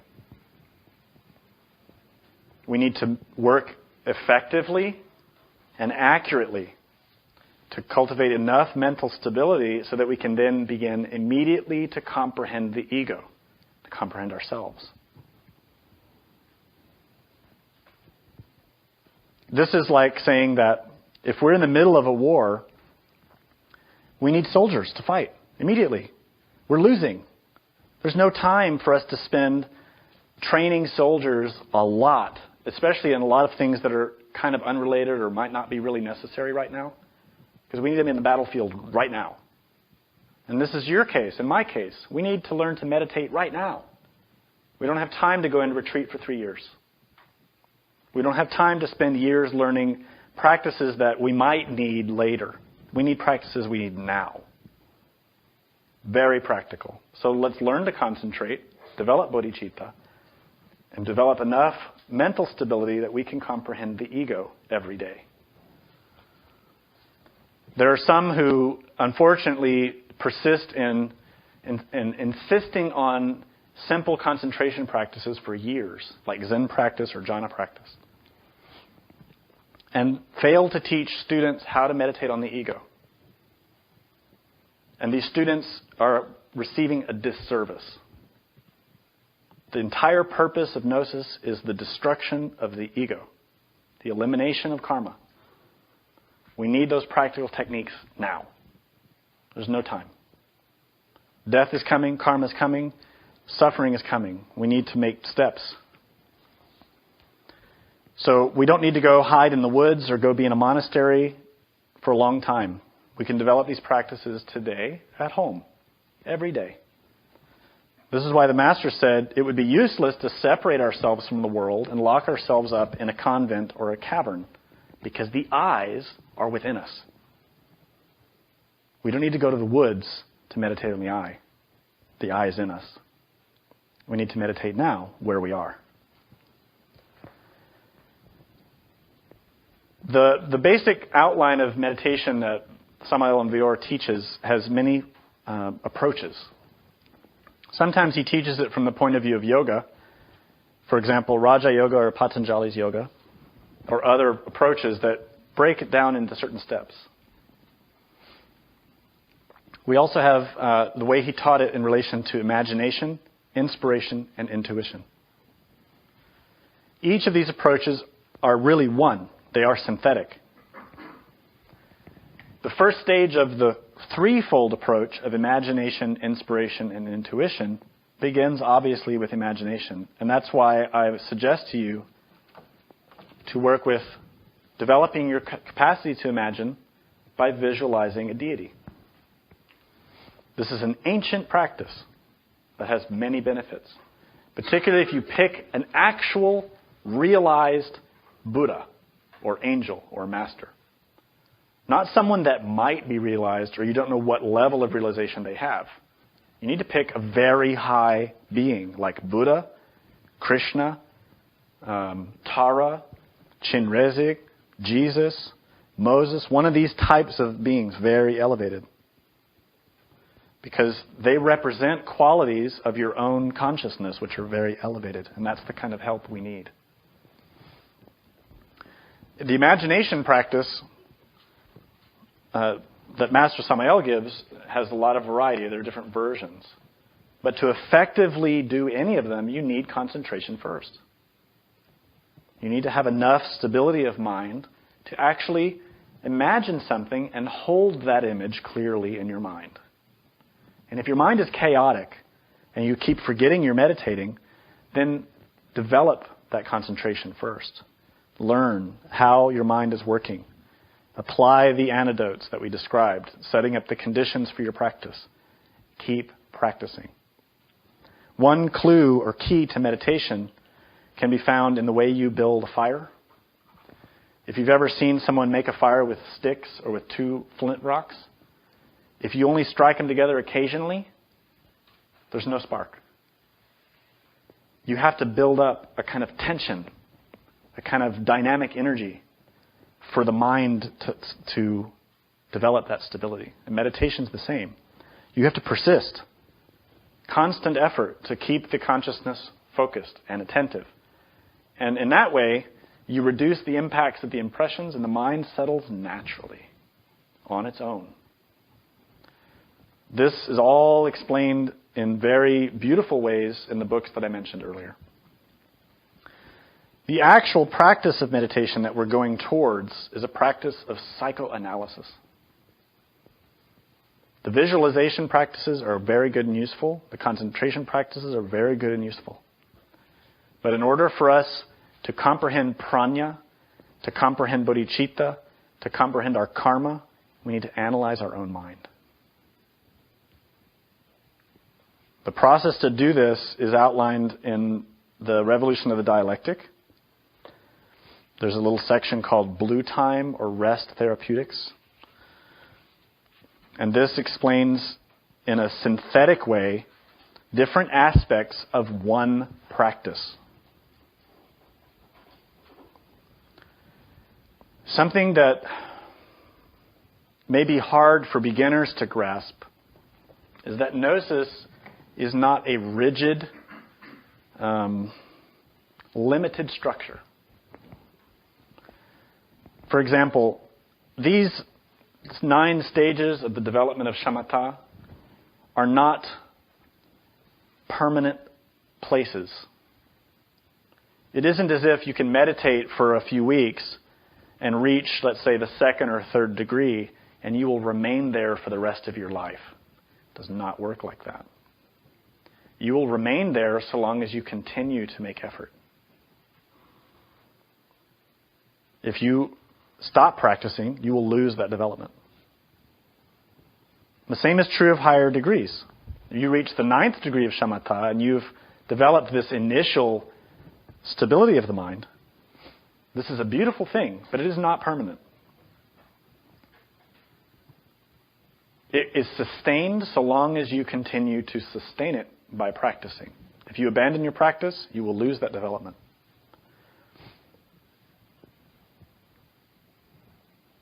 It's only when you get into the very advanced degrees of concentration practice, of shamatha, that some permanent quality of this capacity will remain with you. And that's related with the creation of the solar mental body. It's also related with the sphere of Gebra, the divine soul, or Buddhi. The union and interaction of those two is the nature of shamatha and vipassana working together. When those two, shamatha and vipassana, are working together, they can comprehend the emptiness, the absolute. The vehicle to that is through Atman, through chesed. So, we need to sustain our practice. We need to have the diligence to persist, to have the zeal to continue. The best source of the inspiration to persist in our practice is bodhicitta. There's no better inspiration than bodhicitta. To recognize and realize the nature of suffering and to dedicate one's practice for the benefit of others. This is not the same thing as metta bhavana, which is a term that belongs to the Pali Shravakyana traditions. The teachings that I talked about a little earlier, called jhanas, they do a practice called metta bhavana. And this is related to cultivating concern or kindness, compassion for others. This is a beautiful thing, but it is not bodhicitta. Metta bhavana is a practice that helps you cultivate concern and awareness of the suffering of others and a well wish for the others. But it does not include comprehension of the absolute. Therefore, it is not bodhicitta. So, by combining shamatha and vipassana, in other words, strong concentration with the nature, with analytical meditation into the nature of the object we're meditating on, we can really activate imagination, the first stage that Samael Aungweor teaches.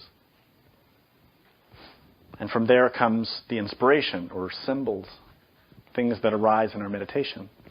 And from that inspiration, which is the 2nd degree, comes intuition. And intuition is the ability to understand. That is prajna, in a very sort of introductory or beginning degree. But in the same way that these levels of shamatha are not fixed, permanent residences that we can then just move into and stay there forever, imagination, inspiration, and intuition are likewise states of consciousness that we move in and out of according to our development, according to our effort. Just because we've experienced a moment of stable mind does not mean we are established in a stable mind. Just because we experience a moment of conscious imagination with clarity of perception, and then we receive symbols, which is the inspiration, and then maybe we understand a symbol, which is all good, but it doesn't mean we are established in that. It means we've tasted it. So in all of this description of meditation, the synthesis of what I'm expressing to you is this.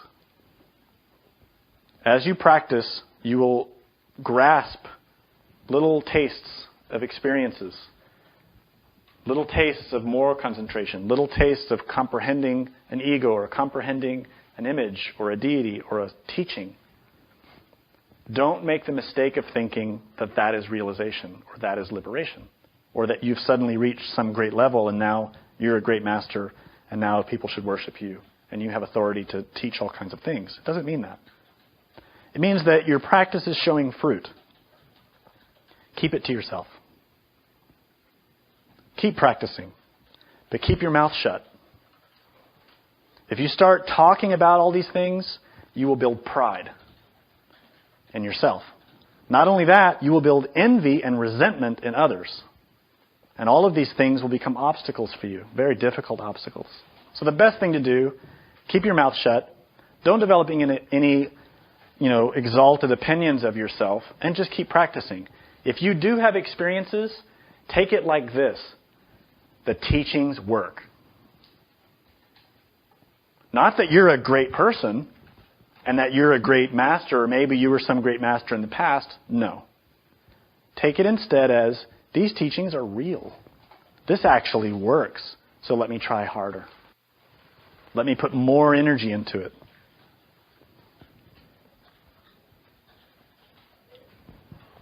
That is the useful approach. And that is a good quality you can use to develop your bodhicitta. The practice of meditation can only be understood by doing it. As many lectures as we can give, as many explanations as we can give, it will all remain useless and pointless if you don't actually do the practice. So I encourage you to begin today. Don't overcomplicate it. Be simple in your approach. But teach yourself how to direct your attention and stabilize your mind. The only one who can do it is you, and you have the tools already. You don't need to go looking in a lot of books or going to a lot of schools or teachings or classes or go find this or that master. The master you need is inside. And the master that is inside of you, your own inner being, already knows how to meditate. He already knows what you need to know. The problem is that we don't listen to him. We don't appeal to our Divine Mother for help. We instead go outside to schools and teachers and books. We need those things. We need the guidance to help our intellect become focused, to help our heart become focused. But the real master that we need, the real guru that we need, is inside and is found through meditation, through practice. Do you have any questions? What would you categorize retrospection practice? Like in the beginning stages of initiation or? Right. I was planning on talking about that today, but we've run out of time. Retrospection practice is the point of this whole lecture. We need enough concentration to have a stable mind so that when we retrospect our day, we review our behaviors, we no longer become identified with those memories, with those feelings, or with other distractions, so that we can retain our focus and then gain insight into that experience, or vipassana. Does that make sense? This is why I present the lecture in this way. Retrospection, psychoanalysis is the heart of gnosis. Yes, transmutation is the foundation. It's very important. Yes, Kabbalah is essential. But none of those things mean anything if we don't comprehend the I. The comprehension of our ego is it. It is the work. But all of these parts have to work together. If you are just trying to meditate on your ego, and you're not studying the Kabbalah, and you're not studying Tantra, you also cannot advance. We need to balance these factors: birth, death, and sacrifice. And these are embodied in the two trees, Kabbalah and Tantra. They are embodied in birth and death and sacrifice. So retrospection, or psychoanalysis, is the practice we need to develop. My point in this lecture is this: if our mind is totally wild and chaotic and we can't retain focus on our memory of the day, we keep getting distracted, we need to develop concentration first. It's not going to take a year or two if we practice seriously. We can develop enough conscious concentration, directed attention, in a short period of time, relative to our effort, relative to the circumstances that we produce, the causes that we produce. If we don't produce the causes, there will be no result. If we don't produce that stability of mind through our efforts, we cannot comprehend. It's simple. And unfortunately, there are students and teachers who persist in certain practices but don't ever stabilize the mind first. Don't learn how to reach that state that Samael Aunvior indicates, to put the mind in silence. This means enter into Dhyana, meditative stability. So if we don't have that capacity, we need to look in the rest of his teachings to see how to do it. And that's what this lecture is. How to do it. Yes? If we experience samadhi, is it with a complete consciousness, 100% free from the ego, or is it only with 3% free consciousness? Okay, the question is, if we experience samadhi, is it with the 3% or the full 100%? Well, think about it. If the ego is trapped if the consciousness is trapped in the ego, how are you going to extract that? We have 3% that we say is still free, 3% more or less. We learn to use that 3% by self-observing, self-remembering, meditating, by learning how to direct our attention consciously with willpower. That's how we activate and use that 3%. That 3% can experience something that we can call samadhi. But samadhi has many levels. That's why we have the tree of life. That's why we have the wheel of life.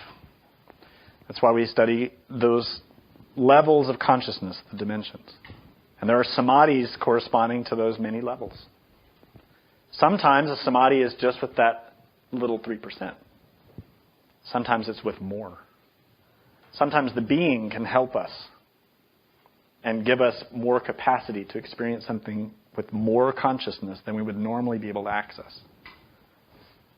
In general, though, we experience samadhi relative to our level of being, meaning how much ego we've eliminated, how much consciousness we have freed. But it's hard to say definitively because we do get a lot of help. So you'll have to see that in your own experience, how you might have certain experiences that clearly, with your own development, your own capacity, you couldn't do. But it's because you get help. So there's a little extra push, a little extra energy there. There's some students that believe that they need to experience a big samadhi in order to start comprehending. Right. This is a very good point. The statement is that some students believe we have to have a massive samadhi in order to begin comprehension. And this is not true. As soon as you start to observe yourself and remember yourself, comprehension begins.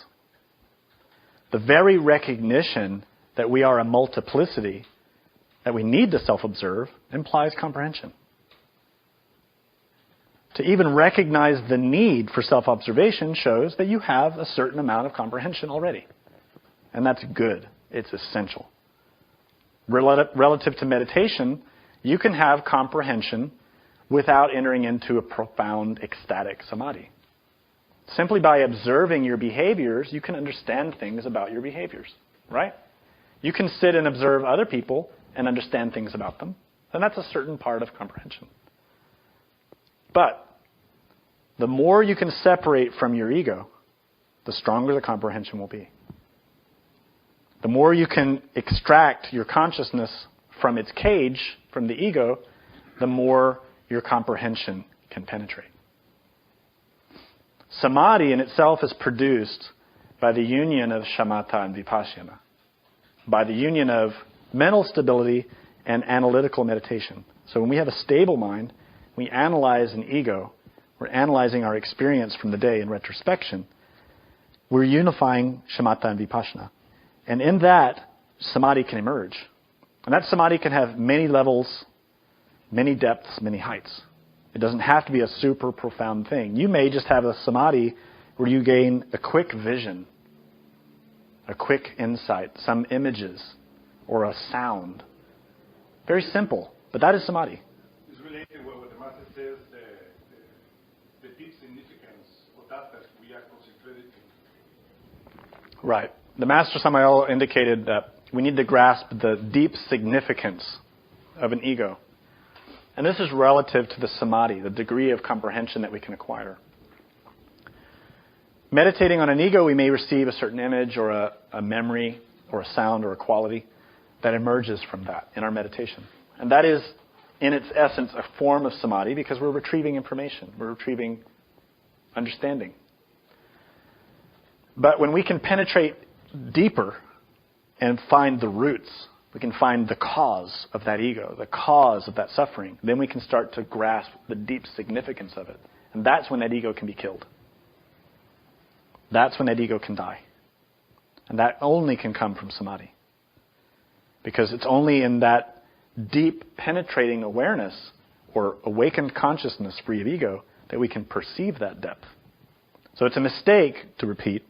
It is a mistake to say that only with deep comprehension we can work on the ego. No. You can work on the ego now. But to fully eliminate and kill the ego, yes. You need to comprehend it deeply. But, remember again, different egos have different depths. Some are shallow and easy. Some are deep and very difficult to root out. This is why meditation is so important. We can penetrate our mind relative to the power of our meditation. So if our meditation is shallow and superficial, that's as far as we can reach in our mind. So keep developing. Keep feeding that tree so that it will become very powerful. Another question? Does Dhyani as in Dhyana Bodhisattva have any relation to Dhyana? Yeah. Dhyani Bodhisattva is a term that relates to our innermost. The Master Samael states that when the Logos emanates from himself, his representative, that representative is the innermost, who is his head. That is the Dhyani Bodhisattva of that Logos. Dhyana is the technique that we use to reach the wisdom of the innermost. Stated another way, through dhyana, meditation, concentration, we unite our willpower with buddhi, gebra, vipassana, insight, consciousness. And when those two unite, what is revealed is the wisdom, the prajna of chesed, Atman, the dhyani. So there is definitely a link. Any other questions? Yes. As you meditate and you find it harder to concentrate on something as like your session goes on, is that something that you should sort of work through, or is that like an indication that you should limit the time that you're meditating? This is a very good question. We have to apply effort in a balanced way, in a prudent way. For example, if you're sitting to meditate and it's becoming increasingly difficult to concentrate, you should take a break. You shouldn't push so hard that you burn yourself out and become disillusioned.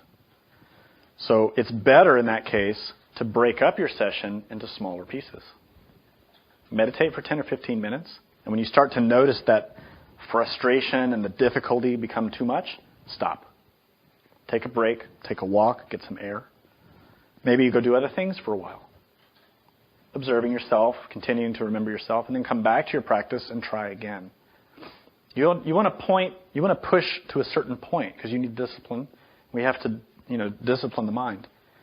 But some of us have the tendency to overdo that, to overexert, and we just burn ourselves out. And you see that with a lot of meditators.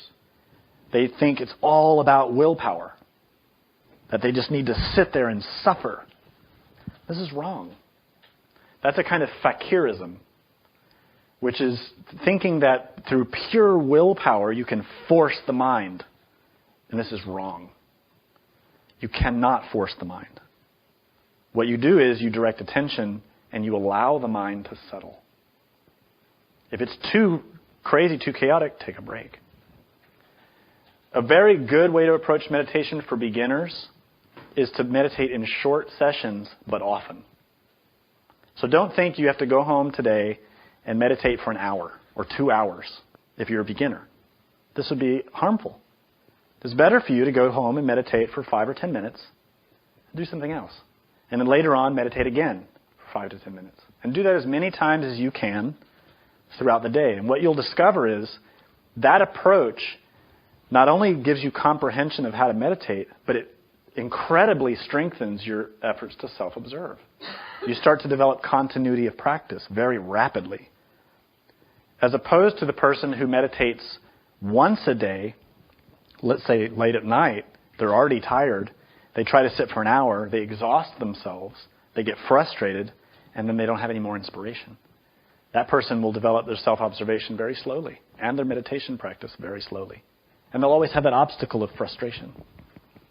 But if you do it in little pieces, often, you can quickly grasp some essential things about how to work with your consciousness. So I find it to be a very effective technique. Encouraging technique. Little by little, you'll discover that you start adding time spontaneously. Because you start to get it. That practice starts to become important to you. It starts to give you something that you need and want. And then it's no longer, I have to meditate. With this sort of despondency. This is a bad attitude and it's harmful. We need to practice in a way where we feel encouraged, where we feel inspired, as if this is something we need, something we want. You have to feel into meditation like you're hungry, you need to eat. That's a very good analogy. Meditation should be developed in the way we feel about food when we're hungry. We need it. When you're hungry, you need to eat. Meditation is the same. We need that food, but we don't realize it. And if you learn your practice in the right way, if you develop for yourself the right kind of discipline, you can realize that need and start to feed yourself with that practice. Meditation is the heart and soul of this tradition.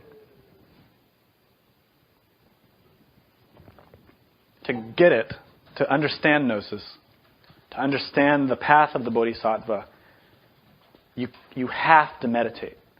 You will never grasp this teaching if you don't understand how to meditate, if you don't practice. It's simply impossible without it. That's why it's the 5th paramita. It's the culmination of the first 4 paramitas. Culminate in that 5th, meditation, which is the ultimate expression of method. And it's through meditation that we reach wisdom. There is no other door. There is no other door. There's no book. There's no teacher, no guru. No one can save us. Only our practice of meditation can lead us to prajna. Any other questions? Yes. If you haven't maintained whatever level you've gotten to and been lazy about it, do you really just start over back at the beginning? Not necessarily. Depends. If you've already developed some mental stability, but you became lazy and lost that, you've already had some comprehension of how to get to that point. And so you can recover that. You know what I'm saying? It's like if you've already learned a skill, reacquiring it is not so difficult. And this is also true of past existences. Some people in past existences became very good meditators, but lost that. And so in this existence, they may, by taking on the practice, intuitively understand many things that another person will struggle with. And it's because previously they have done it. So it's important when we encounter a person like that to not become resentful or envious, but to instead become inspired. If this person is grasping it, if they get it, then I can too, through practice. And likewise, if we've abandoned our practice for some reason or become lazy, it's really up to us to inspire ourselves again and try again. But this time, be more prudent. If we abandoned the practice before, it's because in some way we weren't working in the right way. We did something that was a little harmful to us, so we abandoned it. We didn't get the food we needed. So when you start again, it's very good to totally reevaluate your practice. Don't assume that the things you did before were all correct. If they had been, you wouldn't have abandoned it, right? So it's good to revise your understanding. And you'll find those little things, it could be little subtle things, that somehow corrupted that practice you had and you abandoned. You can return to it. It's up to you. You got a question back here? What about self-observation? Should we try really hard to self-observe all day even though it takes a lot of energy? Should we self-observe all day even though it takes a lot of energy? Absolutely yes. This is why in the graphic of the levels of shamatha, we have this big fire at the bottom. And that fire symbolizes how much effort we have to make. We can't be relaxed and easygoing about our self-observation practice in the middle. And unfortunately, some people teach that we should be very laid back and relaxed about our self-observation practice. This is wrong. Nowhere in the teachings does it say that. In fact, it says quite the opposite. The Master Samael said, it only takes an instant of forgetfulness to fall asleep. And so it takes incredible diligence to remain awake. And that's this fire. In the beginning, self-observation, self-remembering, and meditation are exhausting. If you feel exhausted from that effort, good. It means you're doing it. It means you're doing it. If you feel very sort of relaxed and lackadaisical and laid back, you need to revise your practice. Self-observation in the beginning takes incredible effort. The more energy you put into it, the more effort you put into it, the more you'll understand about it. And then you see on this chart, eventually the fire becomes less. Because eventually your consciousness learns how to self-observe. And then it no longer takes so much whipping and prodding. This is also why the monk has the hook and the rope. Because in the beginning he has to whip and prod the elephant, which is our mind. But after a while, the elephant becomes tame. As the mind becomes calm, our self-observation emerges naturally, spontaneous, until eventually it becomes natural. And this is what the Master Samael stated many times. For him, self-observation didn't take any effort at all. It was spontaneous. So until we reach that, we need to put in a lot of energy. I should comment about, especially like in the beginning, don't you recommend like a mantra to like sedate the nervous system, like, before meditation? Yeah. You go to a regular 9-to-5 job and you come home, you can't just sit and meditate. I mean, something to concentrate on, to sedate, especially the nervous systems. Sure. There are a lot of practices that you can use in order to cultivate the field of your mind before you meditate, to prepare it, right? To prepare the environment. Mantras are a very good use, a very good tool. To vocalize a mantra, to perform a pranayama exercise, or to also listen to some classical music very attentively for a brief period. All of these things can help you to relax and sharpen your awareness, and also prepare your psychophysical organism so that the meditation will become effective. And it's true that if you come home from a crazy day at work and immediately try to meditate, your mind will be very agitated. So it's better to take a walk, take a bath, listen to some music, vocalize, do some things to relax and help yourself calm down. Really, a very good time to meditate is first thing in the morning, when you first wake up, because the environment around you is already very calm and your mind will be calm. This is an excellent opportunity to meditate. Even if you only have 10 minutes, use it. Take a few minutes to concentrate yourself and relax and use a mantra. I will teach you a mantra now that's very, very useful. And I'm going to teach you another one in the next lecture, which is also very useful. The lecture today is more about developing concentration and stabilizing the mind. The mantra that I'll give you is Om Masi Padme Yum. This is an ancient mantra. This is the heart mantra of Chinrezi, who in Tibetan Buddhism symbolizes the cosmic Christ. This mantra has 6 syllables, which relate to the 6 paramitas. Om, Ma, Si, Pad, Me, Hum or Yum.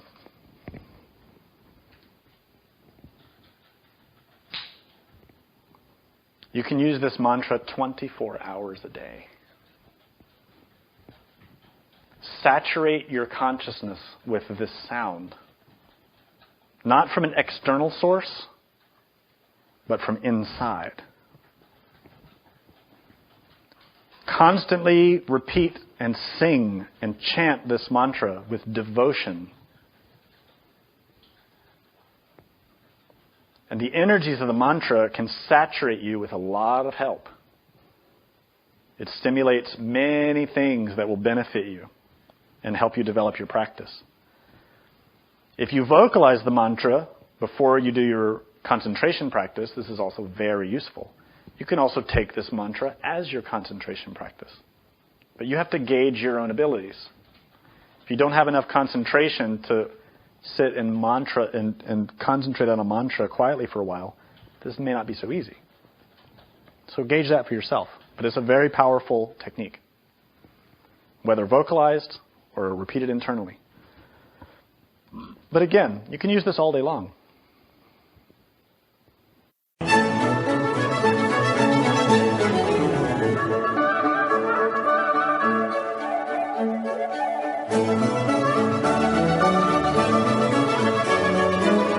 To learn more about what you learned in this lecture, we invite you to explore the books published by Glorian Publishing, available from booksellers worldwide. You may also be interested in online courses or upcoming retreats, all of which you can learn about at gnosticteachings.org. All of this has been made possible by the financial support of listeners like you. Will you help others to benefit from this knowledge? Most spiritual schools recommend a donation of $10 to $20 per lecture. Every donation helps. Make a donation now at gnosticteachings.org. Thank you. May all beings be happy.